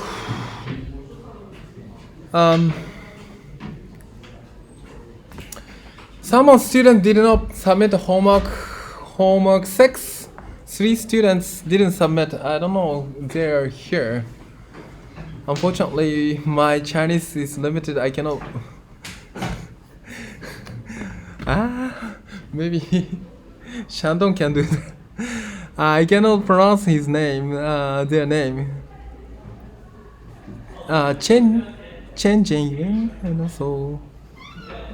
Anyway, I cannot. So 3 students did submit homework 6. I mean, I will submit the solution 6 soon. Yeah, after Shandong graded. So if you haven't submit the homework 6, you guys should. Anyway, if you want to full consolidation, 80%, at least 80% of the score, you guys should submit. Yeah. This week, homework is due on Sunday. Next week, I'm not sure if I create a homework. Maybe I will create a small homework for him. No. Criticalizing model. Anyway, so if you haven't submitted the homework, you should. Because it's important one. Homework 6 is very important. Even though it's difficult. Anyway, so what we have done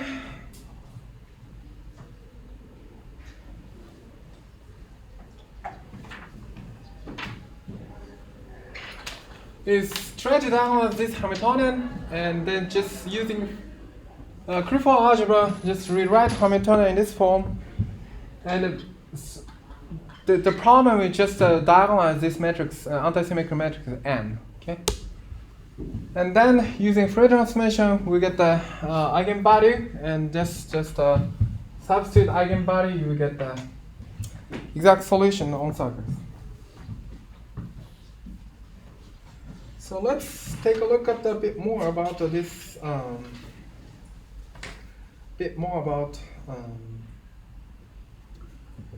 This exact solution.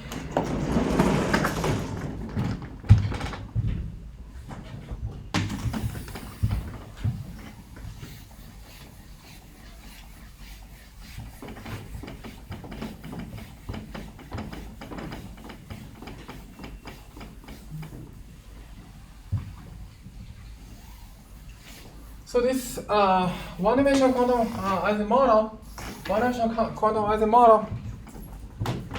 have the Hamiltonian, and then you have 2n states, and of course the energies preferably take the lowest value.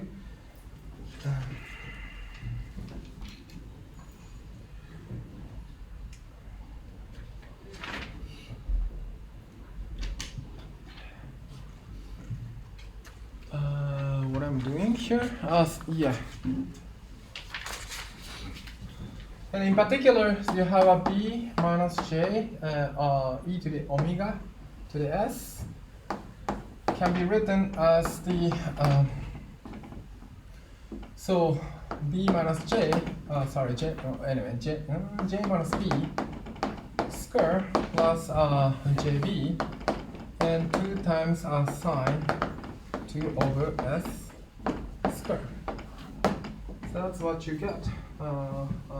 Sorry, so I think I think I should write down e to the minus 2l IL, sorry, IL, and this is L. Okay, so this is the yep.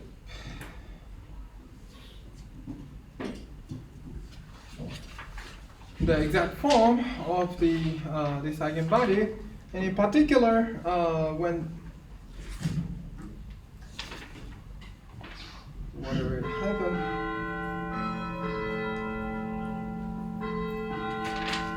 Yeah, so MS can be written as essentially, so therefore MS can be written essentially in the J minus K square plus 2J, J, I mean, sorry, my note is B. If I write K, which means B, sorry, JP sine 2 sine 2 pi S over n. If you restore n, this one. And of course, then the Hamiltonian has the eigenvalue or whatever, plus minus m1, plus minus m2, plus minus zz. So Hamiltonian has eigenvalue 2 to the n, okay, 2 to the n eigenvalue, which is this one. And of course, the ground state is of course ground state is indeed, of course, the energy has an energy. E is equal to minus sum over mi. I runs from 1 to n. This is ground state. Ground state, and then excited states is just marked by 2m1 or 2m2 or whatever 2mn and so on. So that's the excited states of this Hamiltonian. And so something special. So this is indeed greater than J minus K. Sorry, J minus B. So once I write the K, which means B. Okay. My note is I use K instead of B. Sorry, that's why I made a lot of mistakes. Instead of writing B, I write K. Okay, I unify notation my note later. This is a anyway cost of not writing lecture note consistently. Okay, so therefore, so we know that the J and the B are swapped by, we know J and B are swapped by crowns 1 and the other 2. Okay? J and B are plus 1 and 30. And in general, in generic temperature, J minus B is non-zero. Okay, non-zero. So therefore, the theory is gapped. When J is not equal to B, so the ground state, and there's always the excited states have whatever, at least the order of J minus B. Excited states has energy. So this is the energy, and this is the ground state. State. When J is not equal to B, the first excited states always have a gap. So therefore J is not equal to B, the system is gapped. The model is gapped. It's called gapped state. Now of course, I mean, ground state is of course M1 and minus M2 and M minus M3, the total minus Mn. And first excited states is somehow whatever. You just have plus and so on. And then this Ms is non-zero when J is not equal to B. So it's a series gapped always. Okay. On the other hand, if you go to the Curie temperature, so we know that the Curie temperature is just that e to the, I already forgot, 2j is equal to tanh of B, right? So this is Okay. And this is equal to actually sinh 2j and sinh 2b equal to 1. It's equivalent to. So that's what I mentioned in the really beginning of lecture. So this is equal to, what's really happening is that the critical temperature up here, J, sinh 2j equal to 1 and equal to sinh 2b equal to 1. When j equal to b, okay? So then this is 0, and then first excited state, when take s is equal to 1, okay, s is equal to 1, and take large n limit. Sinh goes to 0 if you take large n limit. So therefore, m1 really, so the first excited state is if you take large n limit, is go to the ground state. Okay, so therefore the spectrum becomes gapless. So when you go to critical temperature, the system goes to gapless. So this is called gapless system when J is not equal to B. On the other hand, when temperature goes to Curie temperature, the system is a ground state, and then the first excited states really touch to the ground states. Attached to the ground state, really like it becomes like this way. So this is called gapless.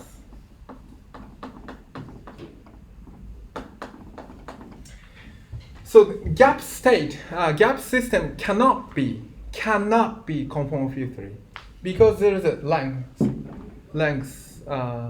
The system has a typical length.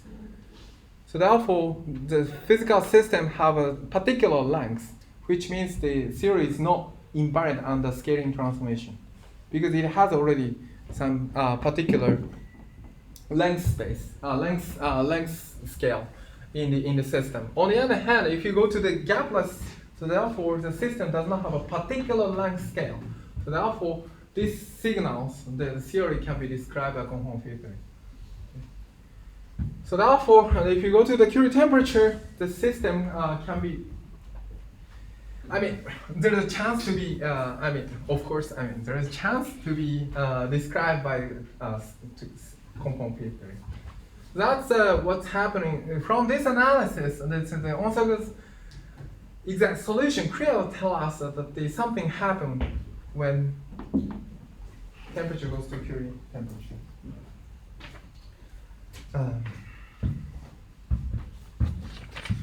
Okay, so that's okay. I usually spend to go too fast, but anyway, except this K and B and the typo and so on. I think I hope it's clear.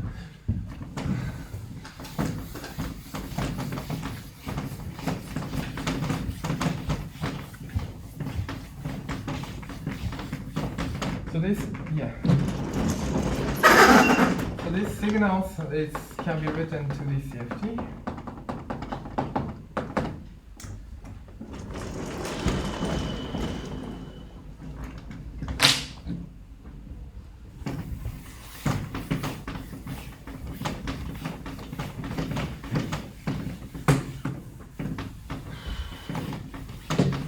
Okay, and then let's talk about a bit more about to the CFT. Let's move back to the CFT, and then to the CFT. Why you need to? So one way to see why the Ising model is related to fermions is that, of course, to diagonalize Hamiltonian, you need to introduce fermion, Kripal algebra, which is fermion. Another way to say, let's go back to the classical Ising model.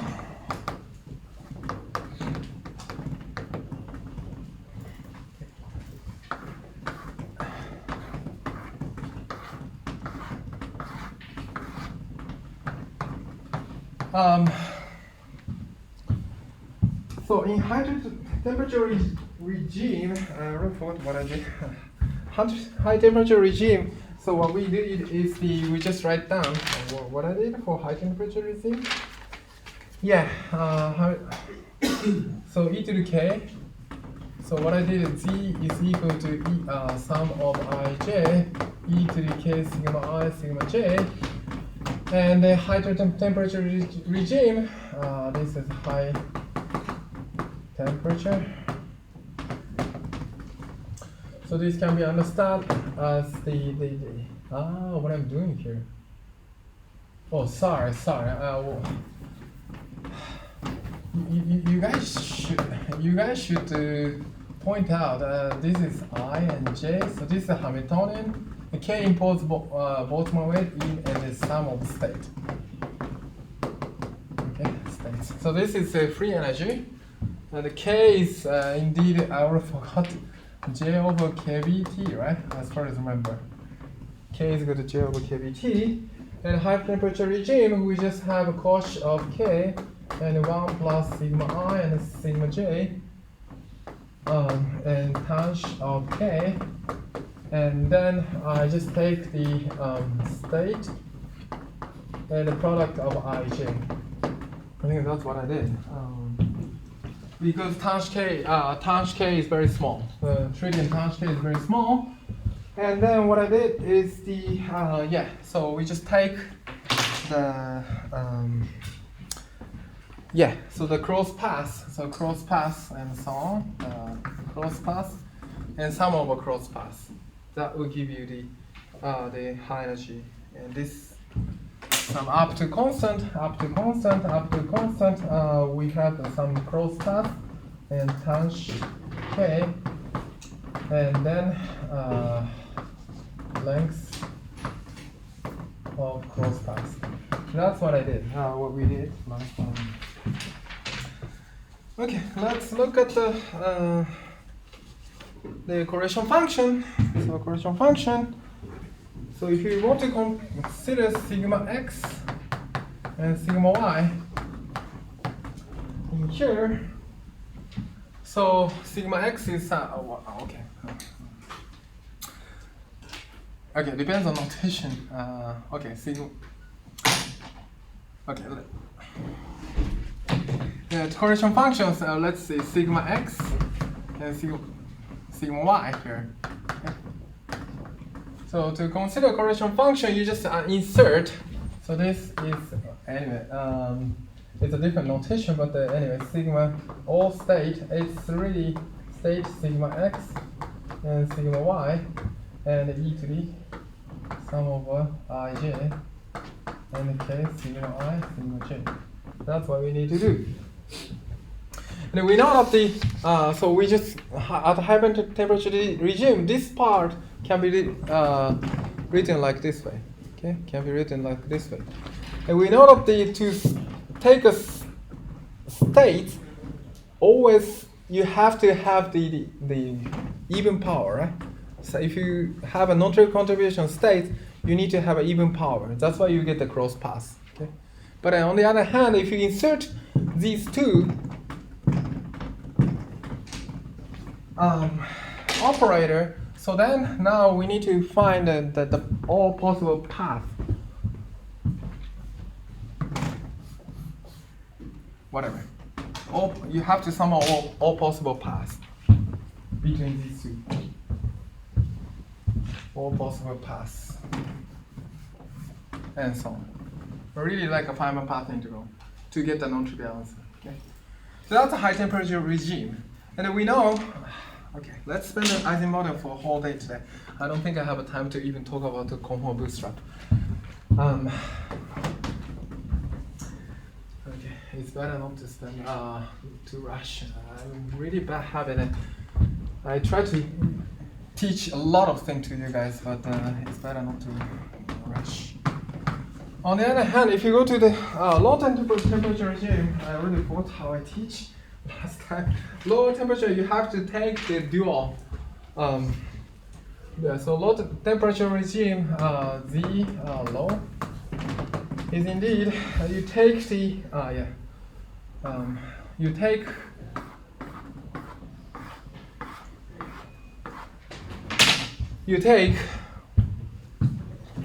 dual lattice.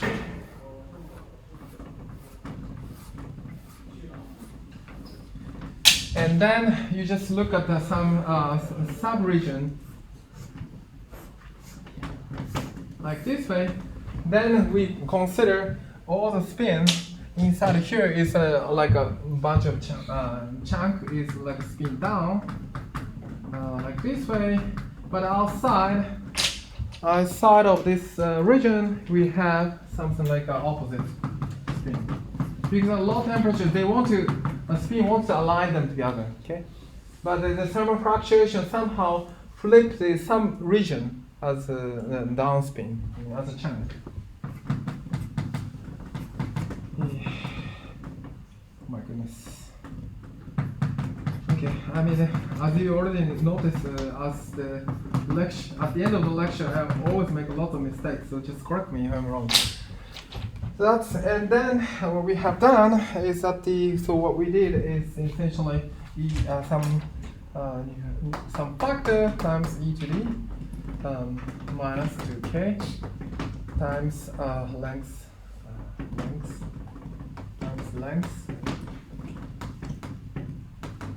of PD. PD means PD is this region. PD. That's what we have done. But now, even if you insert sigma and sigma y, like even if you in a low temperature regime, we want to, even if you include sigma x and sigma y, it doesn't make sense that the path between these two in low temperature regimes, because in a low temperature regime, the path has to be closed. Otherwise, you cannot specify which spin is down, which spin is up. Okay, so the height. So we cannot do this kind of trick for low temperature regime. So however, so this order operator, one can consider some disorder operator in low temperature regime in such way that the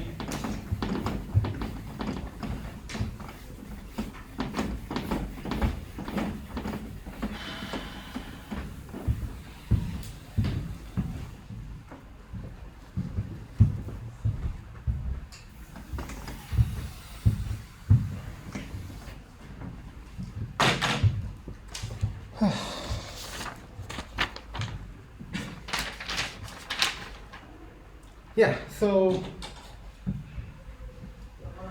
this auto operator can be understood as follows. So for instance, let's consider sigma x, x whatever, whatever value, mu, and x1 star, and mu x2 star. So this auto operator can be understood as follows: is sum over all states, and insert sigma x1 dot sigma xm, and then you have a Boltzmann weight, but somehow we just consider the x and y in the edge of this lattice. Okay, so it's called edge. Okay, edge. E to the plus minus k, sigma x, sigma I, and sigma j. Okay, ij. So here I include. So usually you only have a plus sign, but I include a minus sign because of this order operator. I will explain what it means. So you just consider lattice.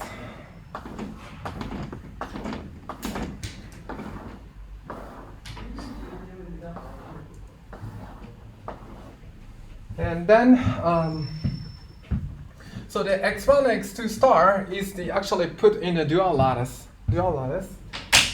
So let's consider here, dual lattice is here, mu x1 star, and let's consider here, mu x2 star. Okay, that's star means the position of the dual lattice. And then, So you have to sum over all states, but here up to plus minus sign. So minus appear because thanks to the presence of the disorder operator, and then of course you have some summary sign in the side. You have a sigma x1 or whatever, sigma x2, and so on. So the usual lattice, at the usual lattice, you have the operator. And now, so whatever path you just write down between these two, this other operator, and now you hit the edges. So ij is edges. Of course, ij is something like this, all edges like this way. But now, so if this edges intersect with this orange line, you put the minus sign instead of plus sign. You understand? So this edges is just usual plus sign. On the other hand, this edges intersects this orange line. So therefore, you have to put the minus sign. That's the rule to compute this correlation function. Okay? This order means that somehow you have to make disturbance, the rule. You have to break the rule. The rule you break is just put the minus sign once you hit this orange. And the question is, there are lots of ways to draw the path between x1 star and x2 star. Is it well-defined quantity or not? So this can be easily answer the question. For instance, let's forget about the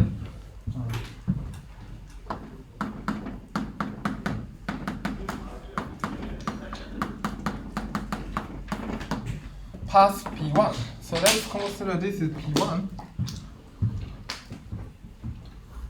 This is P1. And let's consider other paths, whatever path it is, it's okay. Like this way, maybe. This is P2. And P2.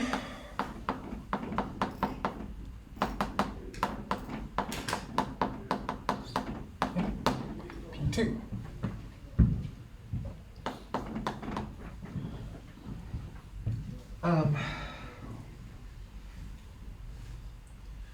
And then, so the rule is that for this guy, you just flip minus sign when you for these edges, like these edges, this one and this one, and then also for right hand side, you just put the minus sign this one. Okay, but this can be achieved by just so this is indeed equal because if you flip all the sign, so they are related by, I mean, if it used to be the state is something like an orange configuration, whatever. When you compute this right-hand side, is some configuration or something like this one, well, whatever. I think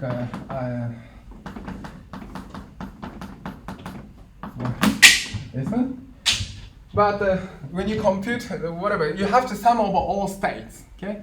And suppose one state is something like this orange state, but to compute this state is equivalent to if you compute the right hand side, it's equivalent to doing the flipping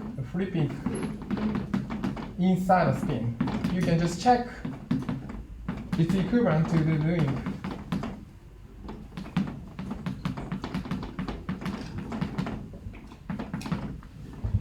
So when you compute this, the average of a state, the orange configuration in left-hand side is equivalent to red configuration in right-hand side. It will give you the same configuration because I mean here at this part you have a minus sign, but you have to impose minus sign here and so on. So therefore, if you flip the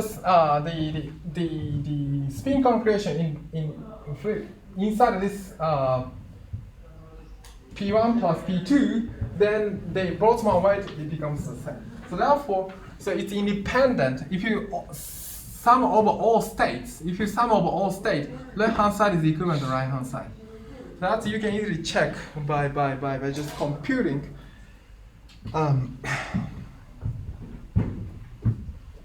The computing and Boltzmann weight for all over states. And in particular, if the sums operated inside here. So for instance, here you can have whatever sigma x1, sigma x2, and for instance here you can have let's use orange, no yellow, sigma x3 and sigma x4, and so on. So therefore, so sigma x1, sigma xn, mu1 x1 star, mu2 mu x2 star is equal to and P1 means the rule is the determined by P1 path is equal to up to sine sigma xn mu x1 star and mu x2 star. Okay, and P2. And this sign is determine how many operators in sigma x1 to sigma xn are inside this region.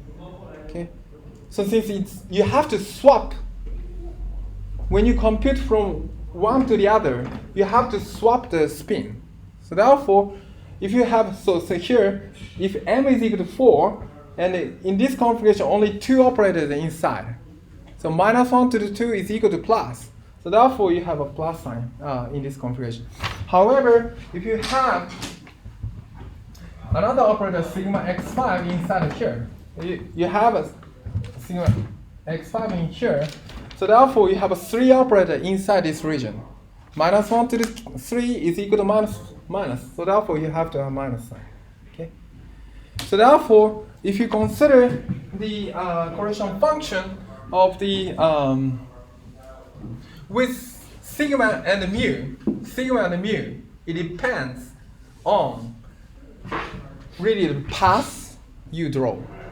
Okay. So therefore, sigma and mu are mutually non-local. Do you understand what I mean? Non-local means see the global structure. So global structure means how you draw the path. Okay, how you draw the path. So this correlation function really depends on where sigma sits in, how do you draw between mu and the path between mu x1 and mu x2.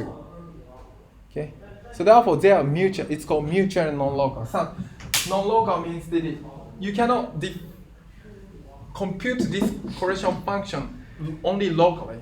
Somehow it sees the global structure. Okay. So this is the evidence of mutual non-local. So this sign choice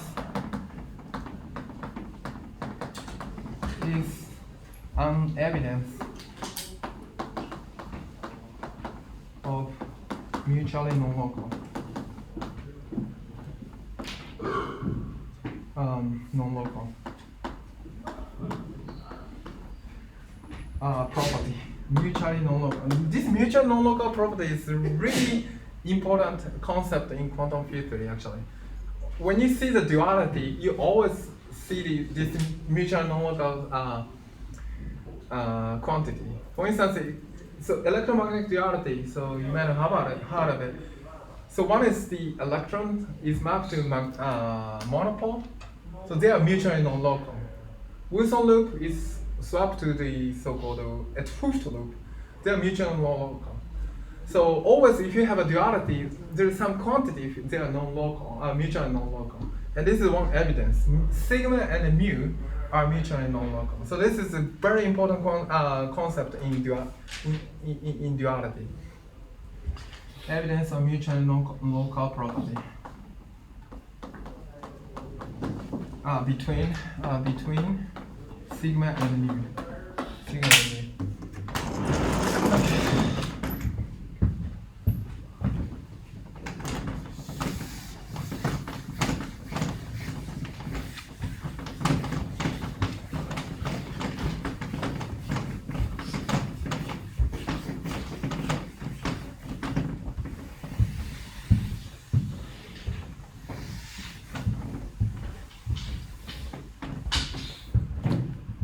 Okay.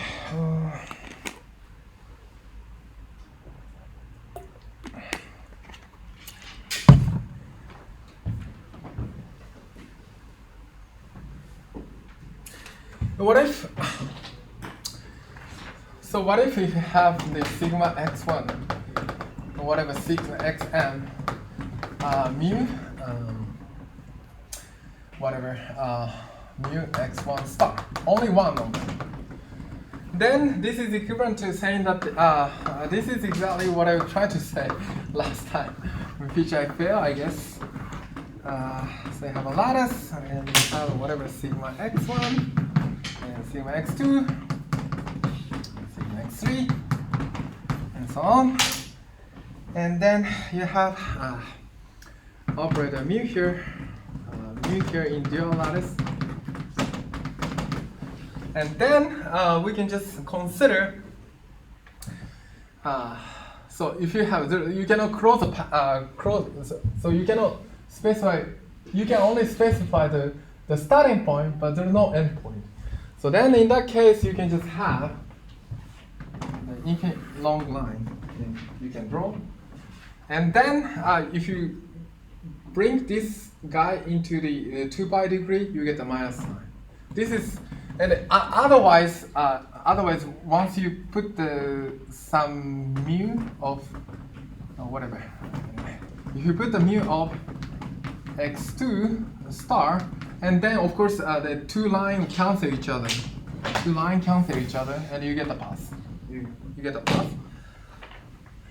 Then seriously, I mean, so this rule will tell us that if you have the how to say, the segment that cross this red line, you have to put the minus sign. So therefore, if you bring this operator from the 2 pi rotation, you have to really get the minus sign. So therefore, the last time I failed to, I think sigma z. How did I write last time?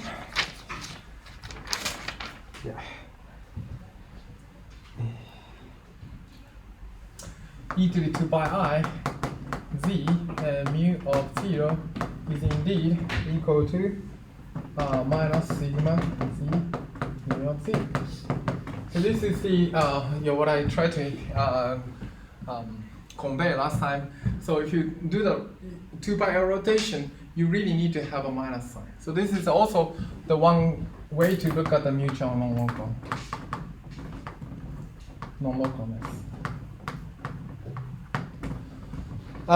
So therefore, to get this mutual non-localness, you really need to introduce fermion. The fermion,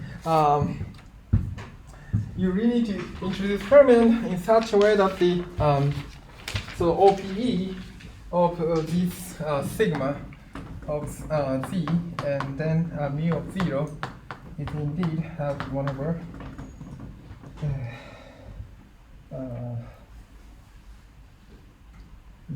z to the I already forgot how it works. I hope this is okay to the psi of 0 in the other homologous factor.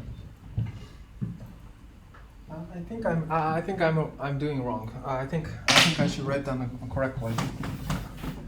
So so sigma z and z bar and the mu and 0 is, if you take OPE, you get the z over quarter and then z 1/2 and psi 0 and psi z bar 1/2 and psi bar 0. So this is OPE you will get from So this the presence of this z to the 1/2 and psi, you get this mutual non-localness. And then, so this OPE make consistent when you identify with the minimal model with p equal to 3. And then this story I already, you can just identify this psi to 1 across phi 1, 1.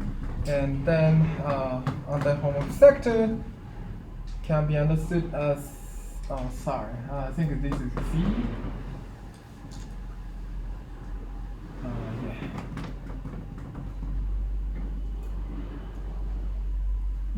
Anyway, so Z and Z bar, and this is Z bar is equal to psi 1, 1 and Z, and this OPE can be derived from this minimal model OPE to 1 and Z bar, and so on. Sigma and Z bar, or mu and Z bar can be identified as psi 1, 2 and Z cross psi 1, 2 and Z bar. So if you identify the primary operator with the fermion and sigma and mu, you can really have desired property of this mutual localness.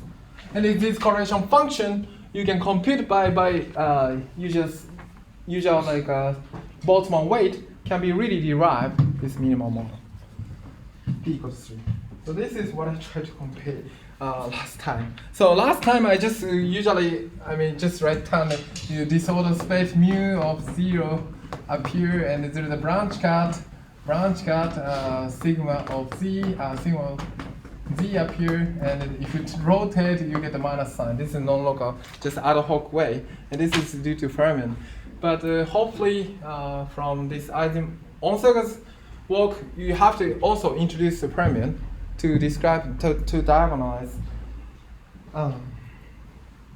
Hamiltonian, and this psi is indeed, this fermion is indeed the one that appear in the diagonalized the Hamiltonian azimuth. I think that's my plan to create a homework this next week, maybe next week or on Sunday.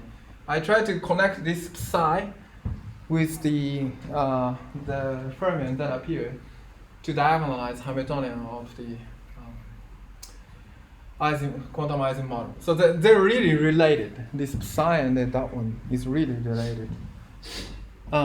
And then, so you can just identify this primary field of sigma and mu into the minimal model. In particular, if you quantize the psi in the usual way in the Ramon sector,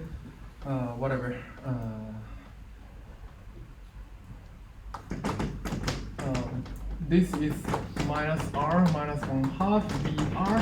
R is in fact this one. Then b0 and sigma of axon b0, 0 mod axon sigma, we get the disorder state. So that's how they are related. And then if you apply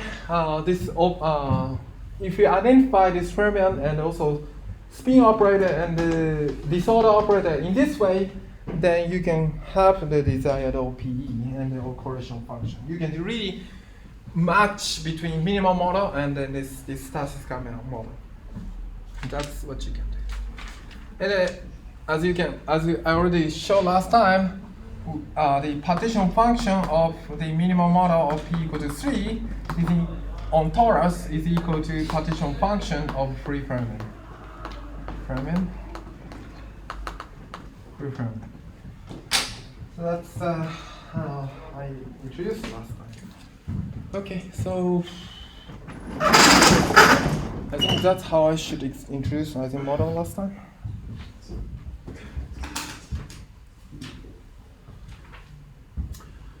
Okay.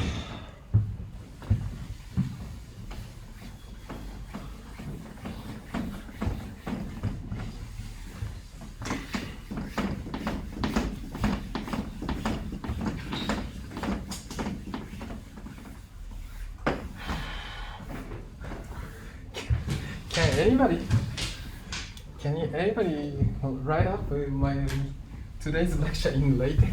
I'm too busy to write down a lecture recently. Anyway, so okay, so I rushed through last time about the minimum model a little bit. So M is equal to P equal to 4.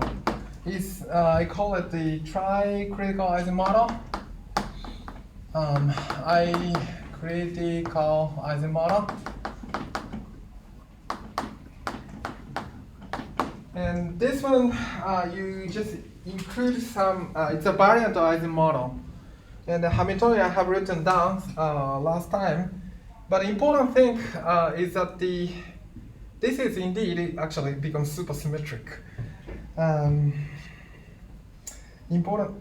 So Hamiltonian, I'm not going to write down, it's written in lecture note. And also, you just include some vacancy, right? Vacancy variable tk, and in which you just have a no spin. There is a hole inside. And then, if you look at the primary field, so you have 1, 2, 3. So of course, HRS is the conformal dimension of a primary, and RS runs for 1 to P minus 1, and the S runs for 1 to P. 1, 2, 3, 4, and I'm not going to write down everything. So this is the whatever vacuum state and so on. But the important thing is there is a 3 halves here in conformal dimension. I'm not going to write down everything. So you have whatever some number, rational number. Everything has to be rational number because it's rational conformal field 3. So all the primary field conformal dimension has to be rational number. But the important thing is this one. And this is whatever conformal dimension 3 halves, which is some particular conformal dimension. And so this operator H, I call it this 1,4. 1,4 is equal to H31, maybe 3,1. And is equal to 3 half. This is a primary field. Okay. I call it G of Z. Indeed, this G of Z is so-called super partner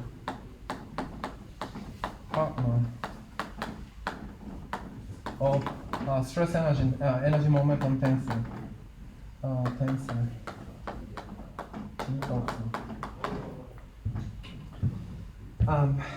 Including.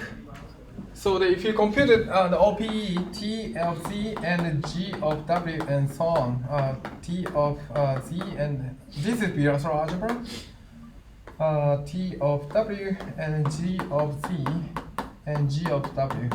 If you compute this OPE, these are called n equal to 1 super bilateral algebra. It give you bilateral algebra.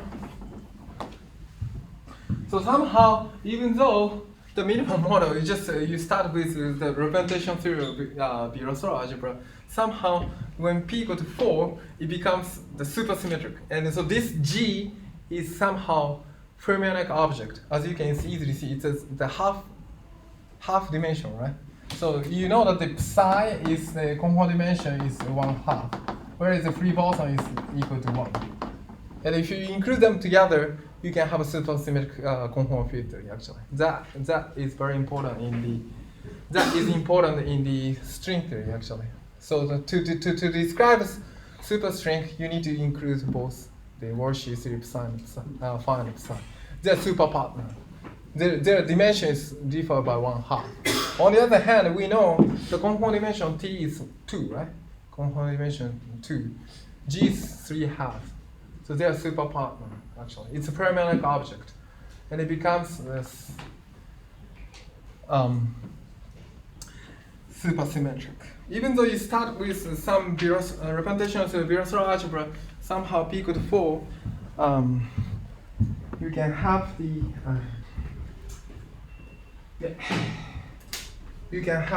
supersymmetry. The one thing is that the Ising model can be described by effective Landau-Gibbs model. Effective Landau-Gibbs model, which has the following potential. Sorry, I'm already tired. And so I would explain Landau-Gibbs model later. Sigma square minus sigma square plus sigma to the fourth. I think this one is equal to plus t minus tc, maybe. T minus tc. Yeah, t minus tc. And this can be understood the potential V of sigma. And if you write down V of sigma and then sigma, so when temperature is less than Curie temperature, potential look like this way. Okay, potential look like this way. And these two minima corresponds to the two ground state in Ising model. Either spin up, spin down.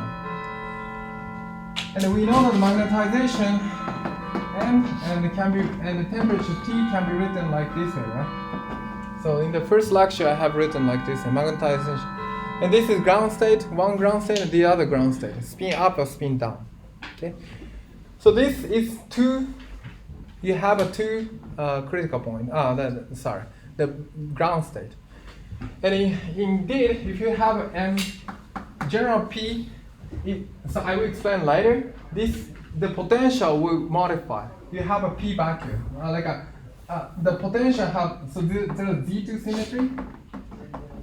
symmetry in Ising model, but you can describe MP by effective Landau-Gibbs model. It has a Z2 symmetry in a vacuum. That's I'm going to explain in the next lecture or subsequent lectures. So there's a correspondence between Landau-Gibbs model and CFT. And then this was discovered by so-called Zanozhikov, and then that is also related to renormalization group law and so on. So this is the next topic. Yeah, let's stop here. Yeah, unfortunately, even I don't have a time to talk about the what was that? Conformal bootstrap.